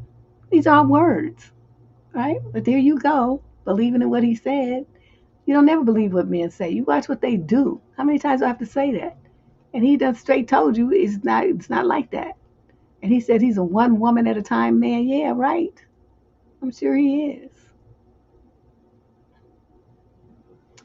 Lady, you're only 25, so I'm going to cut you a little bit of slack. But wise up. Spend some time on this channel. Look at the video called Vetting Men. Start there. And then look at some on boundaries. Okay? You need to get a little smarter about how you do stuff. Oh, a month and a half ago and all this drama already happening. You shouldn't have been sleeping with him that quick. What's wrong with you? Think you was going to have a relationship and a commitment and you only knew him a month and a half? Maybe it's me. You ain't getting shit from me that quick. You might have some dreadful disease, a wife, a baby mama that's pregnant. I need to know some shit first. And I'm telling you, most of them don't make the cut. You spend a few weeks with them and stuff, and you don't talk to them and ask them questions and then circle back and ask them the same question again a different way. You're going to get a different answer.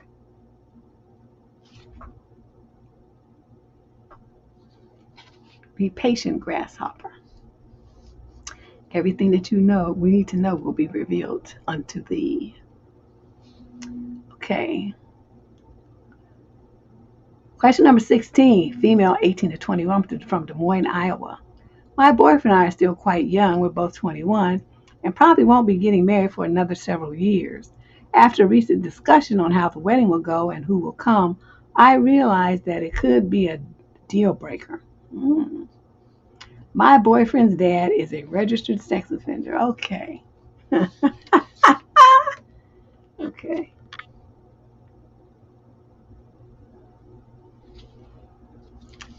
Okay. The discussion involved whether he could attend the wedding or not. Wait a minute, what? Wedding? My boyfriend's dad served 7 years in jail with at least 8 counts of exploitation of a minor. This happened a decade ago and he hasn't reoffended that we know of. But he is fundamentally of a person I don't think, wait, I skipped something. Fundamentally off as a person. I don't think he would reoffend at the wedding, but I do feel obligated to inform any guests attending that would bring children. Additionally, my parents have no and will not have a relationship with my boyfriend's parents.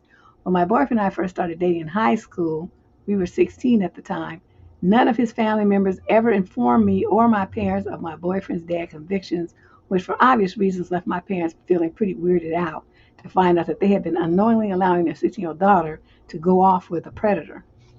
Previously, I was told the quote truth on why my boyfriend's dad is a sex offender, and it was just a fabricated story to make him not look bad, like it was some sort of mistake. I knew I was being lied to, and my boyfriend himself didn't even know the whole truth. I did some detective work of my own and uncovered that he was convicted for at least 8 counts. That means there was a lot more. They always plea down to, the 8 that they think that can carry the sentence. This is bad. I told my boyfriend that I couldn't morally have kids at my wedding without telling their parents about my boyfriend's dad's conviction and that the information could keep certain guests from attending the wedding. Also, there's the fact that my parents despise the type of people my boyfriend's parents are, and I know any side of my family would be paying for most, if not all, of the wedding, so I could see this also being an issue as well. My boyfriend basically said that he couldn't see why his dad wouldn't be invited to the wedding and that he wants his dad there. I told my boyfriend that we may just be incompatible. He really made it seem like I was way off for even suggesting that his dad shouldn't come to the wedding. What should I do? You should break up. It's called deucing out. Next thing.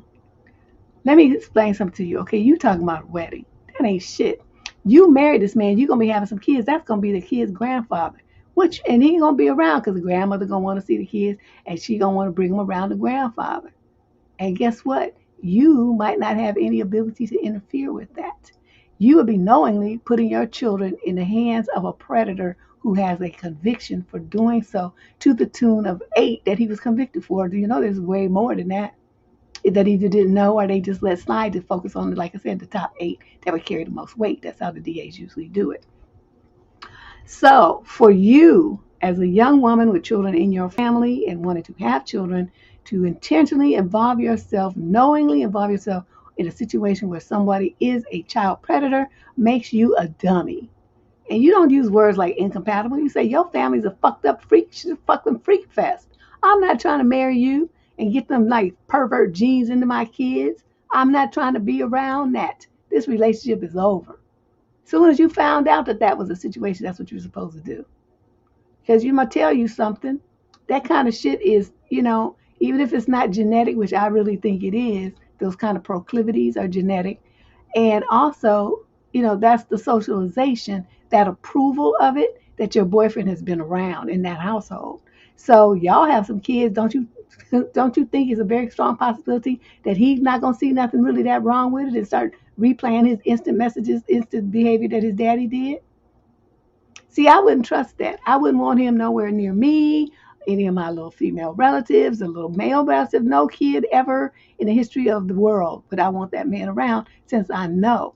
Now, some people they're good at hiding their little freak side, and you don't know until it's too late. Sometimes you never find out they're that good at hiding it. But, in this case, you do know, and he's actually convicted, and he's actually on the sex offender list. And yet, you want to still marry into that family. You have lost your damn mind. You better call this shit off and deuce out from this fool. You acting like there's no other man in this world that you can marry. And at 21, you don't need to be talking about getting married anyway. Do something with yourself. Finish college. Get you a job and a career. Go on a plane and go someplace. See some sights in the world and stuff, and then get married. You haven't done nothing yet. You want to tie yourself down with some babies and a formula of Pampers and vacuuming and washing dishes and shit like there's nothing else to do in this world.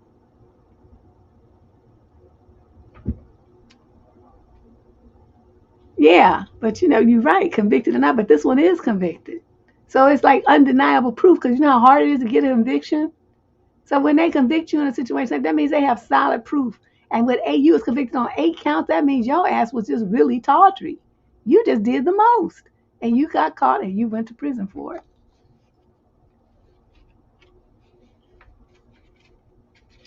Yeah, all in all, I'm just saying, they're giving their opinion over here in the chat, so you check that out too. But all in all, I'm saying this is a negative situation for you to be in and to think you have a future, like, to have children with this man.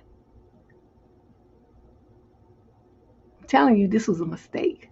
Genes, when I was young, they didn't have the information about genes and DNA that they do now, about how much stuff really behavior and attitudes, not to mention, physical and health defects and stuff, are passed through genes and chromosomes, DNA. Now they know these things, okay? And you looking at a gene pool that is all fucked up, and you want to go and marry into it and have kids from people that have that fucked up gene line in them. That's what you're trying to tell me. I'm telling you that is a huge mistake. You do not want to do this. You will be forever sorry. Dump this dude and move on to find somebody who's got a normal family, okay? As normal as they can be anyway. They all got something stupid going on, but this is criminal, and it's like a crime against children, okay? You can't get no worse than that. Defenseless kids. Those to me are the worst predators. Okay. Question 17. This is a young lady in 18 to 21 age group from Rochester, New York. I am 17, but I'll be 18 in September and feel really scared of men. I know I don't even want to go outside after an encounter with a creepy older dude in his 30s. And you're 17 and he's in his 30s? I have anxiety because of my interactions with men. I used to get scared whenever I was alone with a guy, or I just get really anxious when a group of men would come to where I work. I'm a server. But now I just don't feel safe even when no man seems to be around. The other day, an Uber driver came into my workplace with a flower bouquet. He looked much older than me. I thought he would be maybe 25 or 27. And at first I felt flattered because no one has ever given me flowers. It was a quick exchange, so I didn't really think of telling him that I'm a minor. He left a note with his number, and I texted him to say thanks and also let him know my age.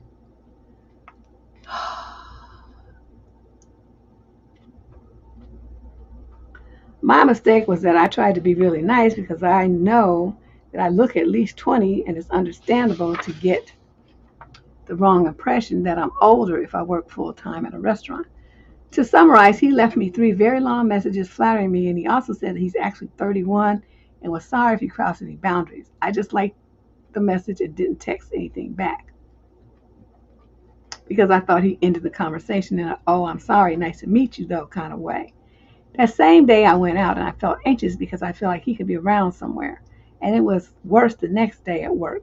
I double checked all the drivers assigned for the online orders just to make sure he wasn't coming. And I also looking through the window to see if he was passing by. And he did come to pick up an order that day, but luckily I had enough time to hide in the back. Until that moment, I thought he understood that it was inappropriate and hoped that he wouldn't come back. But definitely not the case because I got another text from him, but this one was just saying hello. Today was rough for me because I was at a store and a random man started following me. He then told me that I was beautiful, but I thanked him and just kept going with my stuff. But then he followed me to the other side of the store and he asked me for my Instagram. I said to him that I'm a minor, and I don't know if he didn't understand. He didn't seem to speak English very well. Or he just ignored it because he asked me again.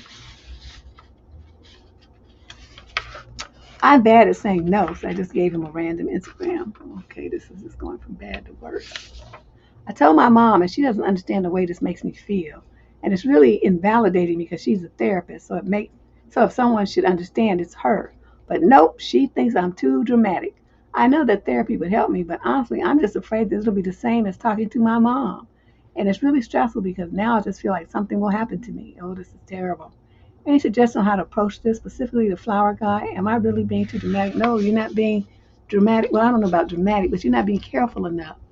Okay, let's run through this. Let me get this other page I've tossed over here. We're going to run through this so that you won't ever make these mistakes again. Of course, you're going to make different ones, but you won't make these. Okay, now you're only 17, you're going to be 18. Somebody in their 30s came, these guys are creepy. Okay, so you get scared when you're alone. That's not a bad thing to do because men are weirdos. Okay, so this driver comes in and he gives you some flowers.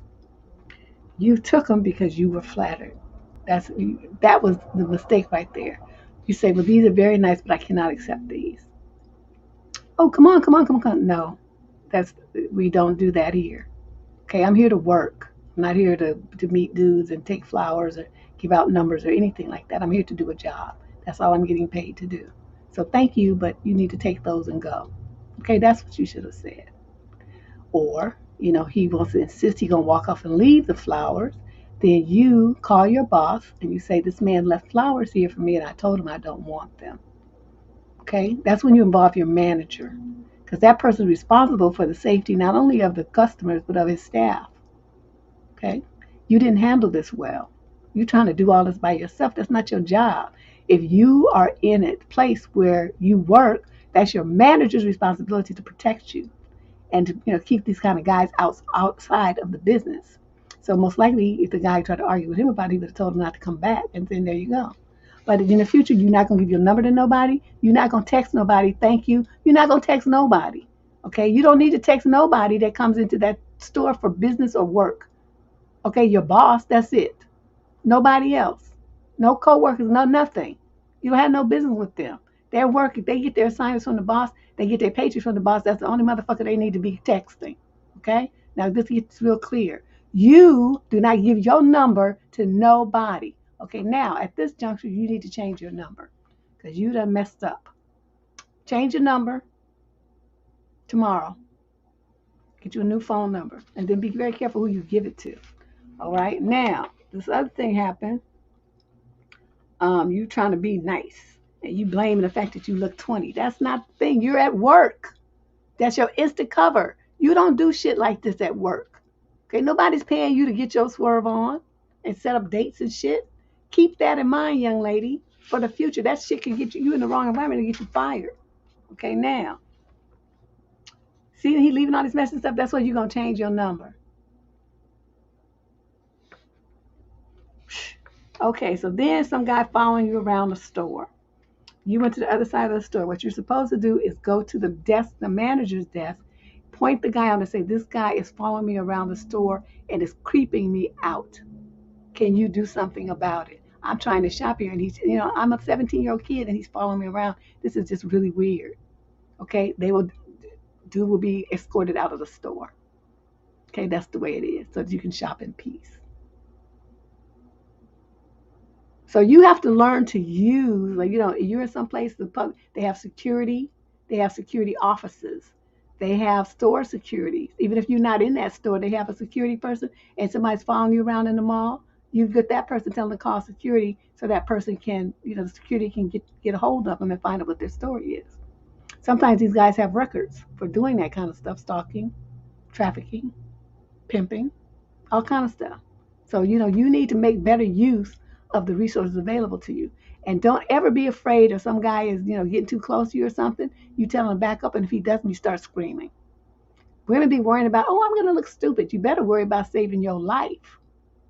Start screaming and say, get away from me. Get away from me. And you scream. Okay, the worst that'll happen is people look at you, but that's what you want. You want people looking, because they'll be looking at him. Like, what you doing to that little girl? Okay, that's what you need to think about. Stop trying to be nice.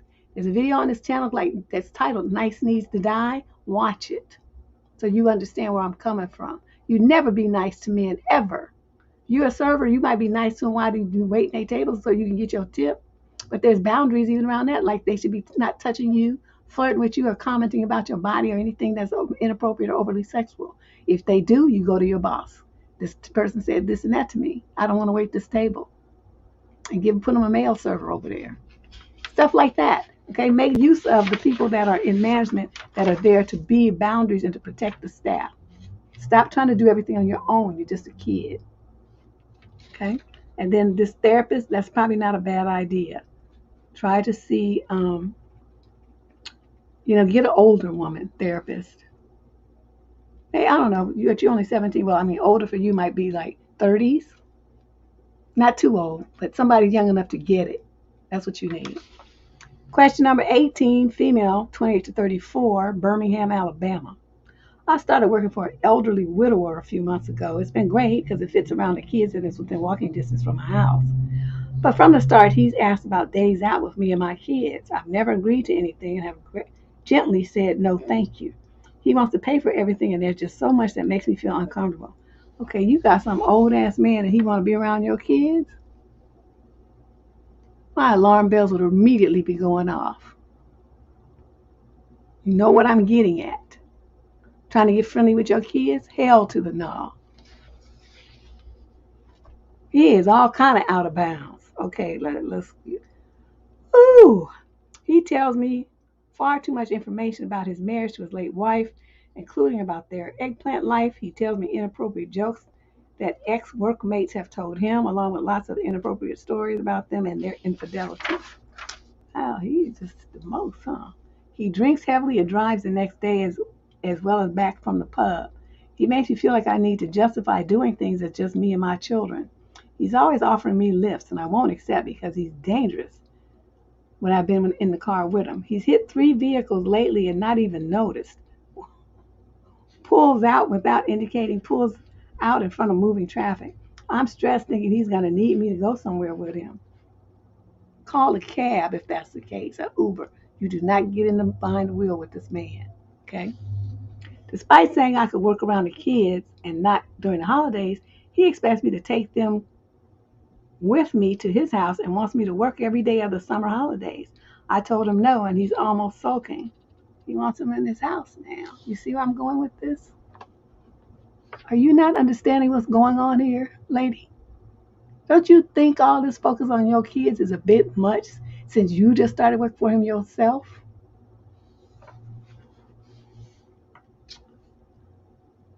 The kids have an inset day tomorrow, and we are off for out most of the day. He's upset because he thought he could take us out somewhere and was looking forward to it, even though I never said yes. He keeps grumbling about it and making out that I've let him down. He has his own grown-up children and a few grandchildren. I know he's lonely, but I'm only spending my days off with my boss.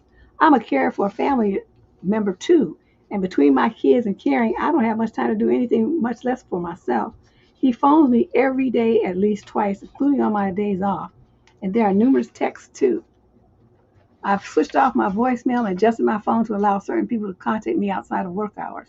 I only do 12 hours a week or so, but with the frequent phone calls and voicemails and texts, it's more like 18 hours. I'm a single parent and the money has been great, but I feel like jacking it in now. I just feel so uncomfortable with it all. Despite being totally inappropriate, he's very kind and generous and funny, and I've enjoyed the job, but this latest sulk over a day out and me saying no to going away with him in the summer has tipped me over into dreading work now. He said to stop messaging him and let the dust settle. I'm here thinking there's no dust to settle. I just told him no, but thank you. I am autistic and get things wrong so often with navigating situations. I hate confrontation too, and I'm annoyed that he's doing this. How do I keep things professional? Okay, you are a carer. 90% of the time, that means that you were placed there with an agency, social services, some kind of registry. Somebody is your actual boss. I mean, he's the one that you're caring for, but who put you there? Okay, who placed you in that situation? Who is responsible for you when you turn in your time card? Who's that? That's the person that you need to report this behavior to. And you need them to bring somebody else in there, preferably a male with no children. That's what this situation needs. You need to get out of there, and then once you do, you're going to change your phone number. Change your number, give it to your registry. But better yet, you know what? Get you a Google or some other phone number that somebody's, and that's the number that you let them use to call you for your assignments. They can leave a voicemail. You'll call them back if there's necessary. This dude, he's trying too hard to get access to your kids. Do you understand? I know you're autistic and you don't really get it. That's why I'm trying to point it out to you. All of his efforts are being to get access to spend time with your kids. This is dangerous for your children. He's a predator. That's probably why his kids and grandkids don't come around, because they know that. Don't you think that's kind of suspicious? Get yourself away from this fool, report him to the agency, and transfer to a new person. Okay? Because you telling him no and no thank you and all that kind of stuff, that's not going to be enough. He's the kind that you got to cuss out and call him all kind of names and a pervert and stuff like that. Yeah, he's trying to manipulate not only that, but with the money. Because he knows as a single parent that, that's how they get him. Because they try to create a situation where they recognize that you have needs, usually financial, and they, offer to come in and be your fairy godfather kind of thing. And that's how so many single mothers get into the trap, and their kids get in the trap with them. And the next thing you know, the kids are paying the price. This is how it happens, ladies. You thinking you getting a good deal and somebody's being nice to you and letting you do stuff with your kids and paying for it and stuff like that. He's setting you up. You still paying, but your kids are the ones paying for it, not you. That's what this situation is right here. So you get out of this. Call your agency tomorrow, the registry, whatever it is, and get out of this. Question number 19. This is a young man in the 28 to 34 age group. He's an Aquarius from Houston, Texas. My girlfriend of 3 years, I'm 30, she's 26, said something so mean to me relating to trauma that I shared with her, and I just cannot get over it. We just moved in together earlier this month, and very inconveniently, I got fired the same week. She started moving her stuff into the new apartment. I got very depressed for a few days, and one day she came home and I hadn't done any unpacking or cleaning and had just sat on the couch being a sad sack. Her response was to say, "Your mother was right. No woman, no person ever going to want to live with you." Oh, wow. She said that, huh? Now, my mother was extremely abusive physically, sexually, and emotionally. One of the things she said that's burned into my mind was, "No woman's going to love you if you grow up to be a slob like your father." I had shared this with my girlfriend in part to explain why being asked to clean was emotionally triggering for me. Mind you, I've worked on this a lot to the point where she hasn't done any of the dishes in at least a month. Not an issue, mind you. She cleans plenty. She apologized for what she said and claimed she was just upset and triggered. She seemed to be terrified that I'll be like her dad and never help clean, even though I do all the cooking, help with the cleaning and the bills, and didn't mean it. But I've never really believed that people say things they don't mean when they're upset. I think pressure reveals the truth in people, and you're right, just like alcohol. This has been me. This has me rather reevaluating our whole relationship. I always thought of her as nice, but now I look back and I don't trust any of her kindness. Right now, I'm trying to make an appointment with my therapist to talk about it, but my new job still hasn't given me my schedule, so I can't. I'm on a lease with my girlfriend until next May. I'll likely be graduating with my bachelor's of science in chemistry then, and I plan on moving out of state. Part of why I wanted us to live together was to figure out if we could move across the country together or not. I very much feel like we will break up when I graduate now, but I feel pretty stuck till then. She can tell I'm being distant. When she asked about it, I told her, and she cried a lot and apologized, but again just said she didn't mean it, and I ended up comforting her because she was crying so much. Yeah, I know. What I said earlier about them crying bitches? But to me, it feels like she took my trauma that I shared with her and used it against me to try and motivate me. Hell, it even worked to make me start doing stuff, but it broke my trust. And I told her that too, but she insists that she didn't, and that people just say things they don't mean when they're upset. No, they say they meant it. They just were holding their tongue because they knew it was the wrong thing to say. But once they're mad, they can use they mad or they're drunk or they high as the excuse. They let loose. So she meant it. And I'm going to tell you something, the same thing I tell women. You don't be telling people about your trauma. You tell your shrink. That's something you should have never told her. See, people can't use stuff against you that you don't tell them. You put the ammo in their hand and then you be mad when they lob it back at you. What you think they was going to do? Why did you think that she wouldn't do that when you gave her the tools to do it? See, you did that to yourself. No, I'm not victim blaming. I'm merely pointing out a sad reality that when you have trauma, you cannot be telling people until many, many years have gone by and you've seen them in the cut with you and you know that they have your back. Then you can tell them. But you just started kicking it with this girl. Just moved in with this girl. You don't know her that well. And here you are spilling your guts and telling her something so soul-wrenching like that. Then when you try to jam her up about it, she want to hit you with them big old crocodile tears. I'm telling you, he's not useless. He's just, he had a job, but he got fired, but he got a new one. He said he's waiting for the stuff to happen. So he's not like he's lounging around not working. He found a job within a couple of weeks. So it's not like, it's not like that. But, what you could also do to alleviate this is make a chore chart, okay? Dishes need to be done 7 days a week. This week, you do them Monday, Wednesday, Friday, Sunday, and then the next week, she does them Monday, Wednesday, Friday, Sunday. So y'all alternate. Cooking, I don't know if she's the best cook. If you like cooking, then, you do the cooking. But then she has to do something else, like the laundry and the vacuum and the sweep them up or something, so that the time investment is equal. So you all figure that out and make a chart so that everybody knows what they do each day of the month. And then that's what the schedule that you follow. And that'll alleviate all of this back and forth and drama, this concept of helping. Because it's not anybody's thing to help, do. You both live there. It's both y'all's responsibility. You ain't helping her and she ain't helping you. Y'all are doing what you need to do to keep your household afloat. I hate that. Okay, let's move on to question number 20. Female in the 28 to 34 age group. She's a Libra from Brooklyn. Talking about a male in the 28 to 34 age group who is a Pisces. Hey, Deb, I love your advice. I'm glad you're feeling better. Oh, thank you. That's sweet. In March, I met someone on a dating site, and we have been on 4 dates since then. We have similar interests, and we always have a good time, even if we're both a little socially awkward. I like him, but I still have my options open because we're not exclusive in any way. Good point. Wait, I need some water. My throat is dry.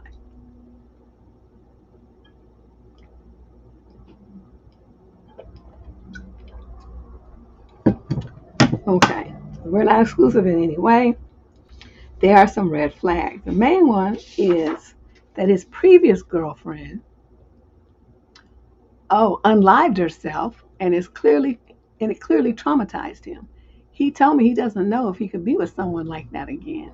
Casual dating would be fine, but he seems like lately I message him first a lot. He recently lost a good job and had to pick up a lot of freelance work to cover expenses, so I'm not trying to be on his back. We have each on social media, and I must admit seeing that he was online recently and didn't message me, and so that irked me. Another thing that flagged is that the last time I saw him, he seemed genuinely surprised that I kept my word and did something nice without expecting eggplant. I promised to bring him cupcakes to cheer him up, and he agreed on a date. When I arrived, he was genuinely surprised. He kept saying that no one does nice things for him or hangs out with him unless they want eggplant. When I said that I promised I would show up and I didn't require anything from him, it was like I told him the sky was green with pink glitter clouds. We still talk a lot, but I'm messaging less because I seem to message first more frequently. Should I continue dating him casually? Again, I'm still on the site swiping and messaging. I just haven't been out with anyone else because online dating is a ghetto, and all people seem to do is waste your time. Well, what you think he doing? The same thing. Okay, I'm gonna tell you something. When he told you that you're not gonna get nothing from him. He told you that, and you just don't seem to be understanding what you heard. His previous girlfriend unlived herself, and it traumatized him. He told me he doesn't know if he could be with someone like that again. That means he can't. That means if that's what you're expecting, it's not going to happen. That's what he was telling you. By saying, I don't know if I can, that's designed to give you hope, to keep you there and, doing stuff and being there and giving him stuff. That's what that's for. But see, when you're like Deb, you know what that means. And you'd be like, oh, I'm so sorry that happened to you. I know that must have really hurt you. Well, good luck on your healing journey. Boop, out. Because I would wish him good. That's genuine. I would wish him good luck on his healing journey. Because that's, who is this? That is a traumatic thing. I would imagine that. Oh, Garina, thank you. I just saw that. Yeah. And he's working part-time jobs and he's doing all this stuff and, you saying he's online, but he didn't message you and you texting first and all that stuff. He's not interested in you like that. Stop chasing this man. Stop doing stuff from him. Stop texting him. Stop messaging him. Just stop. Just stop. Move on. Call up me. Oh, I have to call her back. Let me send her a message. Hold on a second. All right. Yeah, that's what's going on here. He what's that book? He's just not that into you. Just let this go, okay? He's talking about all the dudes waste time. He's doing the same thing. I couldn't do online dating. I just don't understand it. It seems like none of them have any sense. None of them are about shit.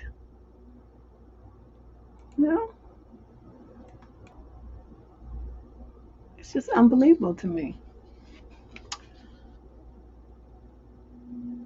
Okay, well, anyway, let's move on. Question number 21 is a male in the 18 to 21 age group, a Gemini from Grand Rapids, Michigan. I told this girl from my class that I like her. We share a good connection. She said she doesn't want a relationship with anyone. But in our previous conversation, she said that she wanted to be in one. So I took it as she wants to be in one, just not with me. I was fine with it. Then she said she wants us to be good friends. I thought, yeah, this happens in every situation where a girl rejects a guy. She asked him to be her friend. So I said, we can't be friends. I also said that she likes me, but she isn't admitting it because I had a feeling that she really does like me. She waited for like 10 minutes to think of a reply for that. Honey, she could have been over there on the floor laughing. You don't know why she was waiting 10 minutes. Anyway, and she came up with, I am into someone else. Oh, that was good, but she shouldn't have had to wait 10 minutes to come up with that lie. She could be lying or telling the truth, but I didn't care. I stopped talking to her. It's been a few days, and I got text from her yesterday saying that she really wants us to be friends forever as I just get her, like really get her, better than her childhood friends. Oh, she's good. And she likes having conversations with me. She likes my vibe and that I motivate her. Then she again said she doesn't want a relationship with anyone. That's when I pointed out that she doesn't want a relationship yet is into someone else. And she's like, yeah, I don't know why all that shit. And she said that she just likes him but doesn't want to be with him and that she isn't a relationship type. She really wants us to be friends. Doesn't want to leave me. This is so confusing. Please help me understand this situation better and what can be done about this situation. But this is what you do, okay? Wait, where's that page I tossed to the side? Okay.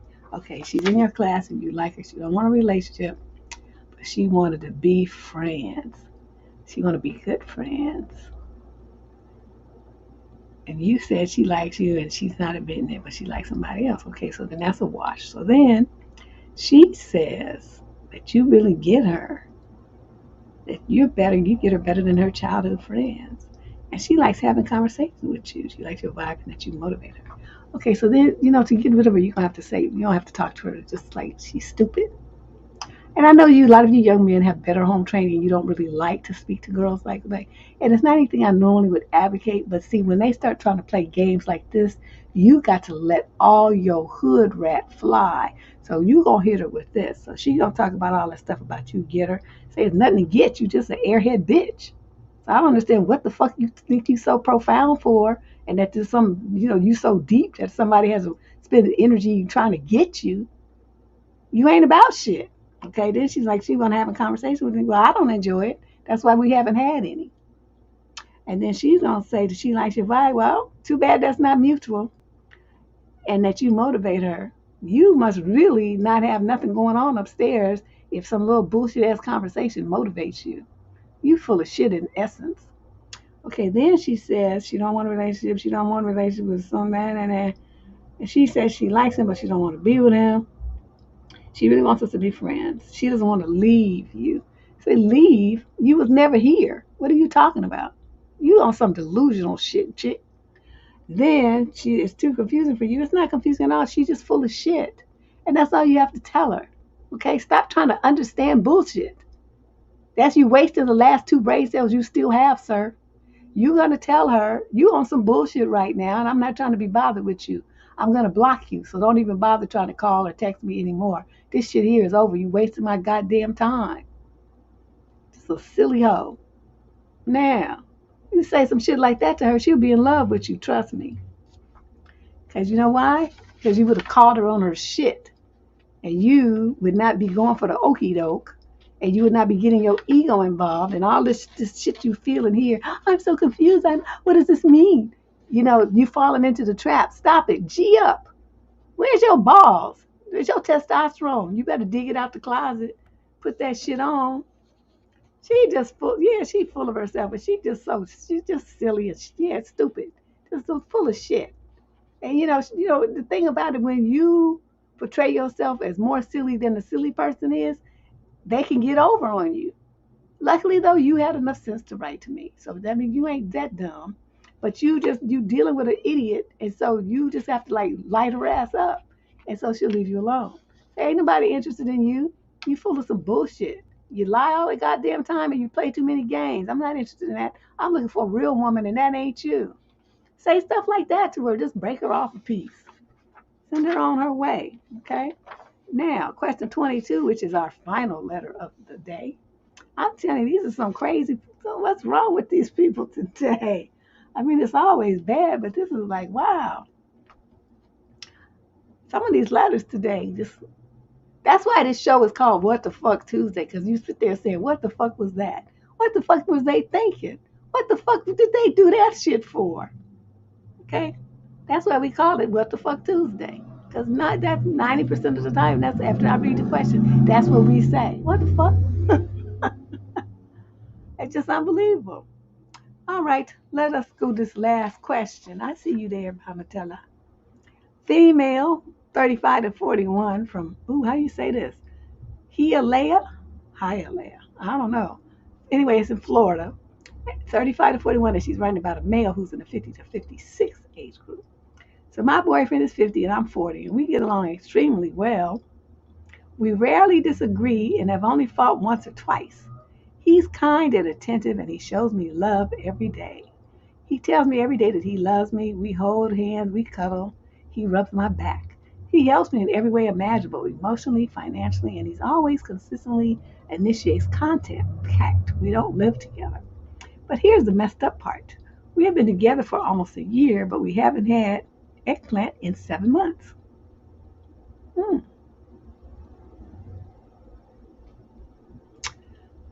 almost a year. So 7 months, 7 plus 5 is 12. So that means you only did it in like 4 or 5 months and then shit dried up. Okay, I'm just trying to understand. My math is not always the best. It was highly okay. Thank you. He okay. He tells me all the time though that I'm beautiful. Anytime I verbalize issues about a relationship, he tries really hard to fix them, except for this. But this lack of intimacy really bothers me. I brought it up after 3 months went by. Brought it up again regularly about once every month or two. And here we are still celibate. Is it his age?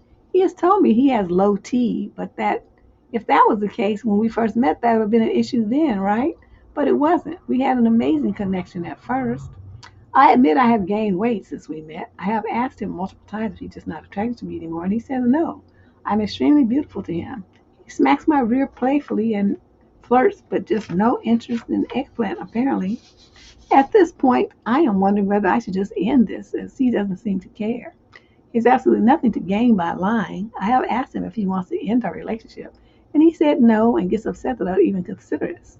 How would you suggest I handle this? I would suggest that you be like, see, this is the thing about you women. You look for the man to make a decision about your life. You know you don't like a relationship where you ain't getting no dang-a-lang. Okay, you know this. You know that he does all these little flirty things and he gives you money. He does everything else except for deliver the ding-a-ling. You are only 40 years old. Of course, that's a very important part. I mean, at 40, that's like you practically be climbing the walls. It's like, I don't understand how you went 7 months with none. I just don't get that. But, you do you. That wasn't me at 40, though. Just being honest.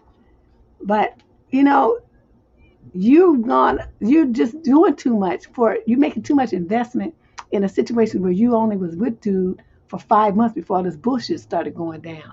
That's the point at which you should have deuced out. It's like, well, I can see you ain't giving me any kind of situation that I'm interested in, so I'm going to go now. And that's when you left. Now you got to look at what could be his problem. He says low T. Yeah, but they have testosterone tablets that they take. I knew a dude who had that problem, and he had pills.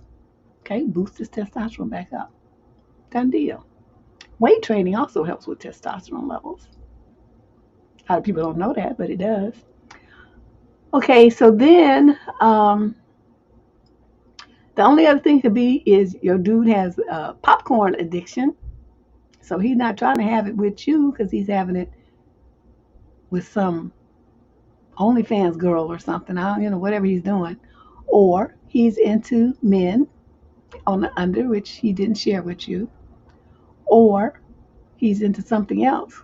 Puppies, bulls, cats, kids, something. He's got some kind of weird, a doll. I mean, he's got something going on in that direction so that he, at only 50 years old, is not trying to do it with his woman. So, you have to figure out which one of those it is. It could be some of all of the above.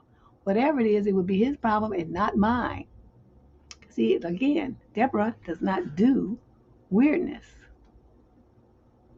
Hold on. Yes, I don't do it. Can't do it.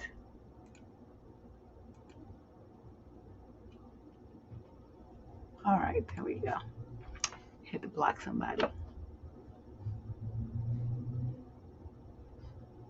These people just don't have nothing to do with their time except come into people's chats and act a zip damn fool. Okay. So you figure that out, which of those three things it is. But like I said, no matter which it is, you're not getting your needs met in this relationship. So I don't understand why you're still there. Okay, you're only dating a dude. You was only dating him for 5 months when the shit went sideways. That's the point, like I said, which you should have deuced out and moved on to someone else. But you didn't. So, I don't know what to tell you. That's our show for today. If you want to send in a letter, like you have a situation, hopefully not as bad as these, you have a situation that you need some help, figuring out what to do, some analyzing somebody's behavior, attitudes, the words they use to you, a solution to a problem. You need some help figuring it out. There is the information on how you can submit your question to the show for the upcoming show. The show is on every Tuesday. You can go on to debsterism.com, or you can look in the show description down below and just click the link. And we'll be happy to consider your question. We don't guarantee that your question is going to be included, but it will be considered for an upcoming show. So please hit the like, the share button, and any video, doesn't have to just be this one, and subscribe to the channel. That's what we're looking for, everybody to become a participant in the channel. If you hit subscribe button with the instant notification bell, you'll get an information when we do a new upload or when a live is scheduled. Because sometimes I do pop-ups. I'm feeling better, so we'll be back to the pop-ups before too long. And you just never know, okay? So I'll see you guys. I think I have a show scheduled for Sunday. I canceled it and moved it because of the holiday, because nobody was really around. So next Sunday, I'll see you guys again, all right? Talk to you later. Bye-bye.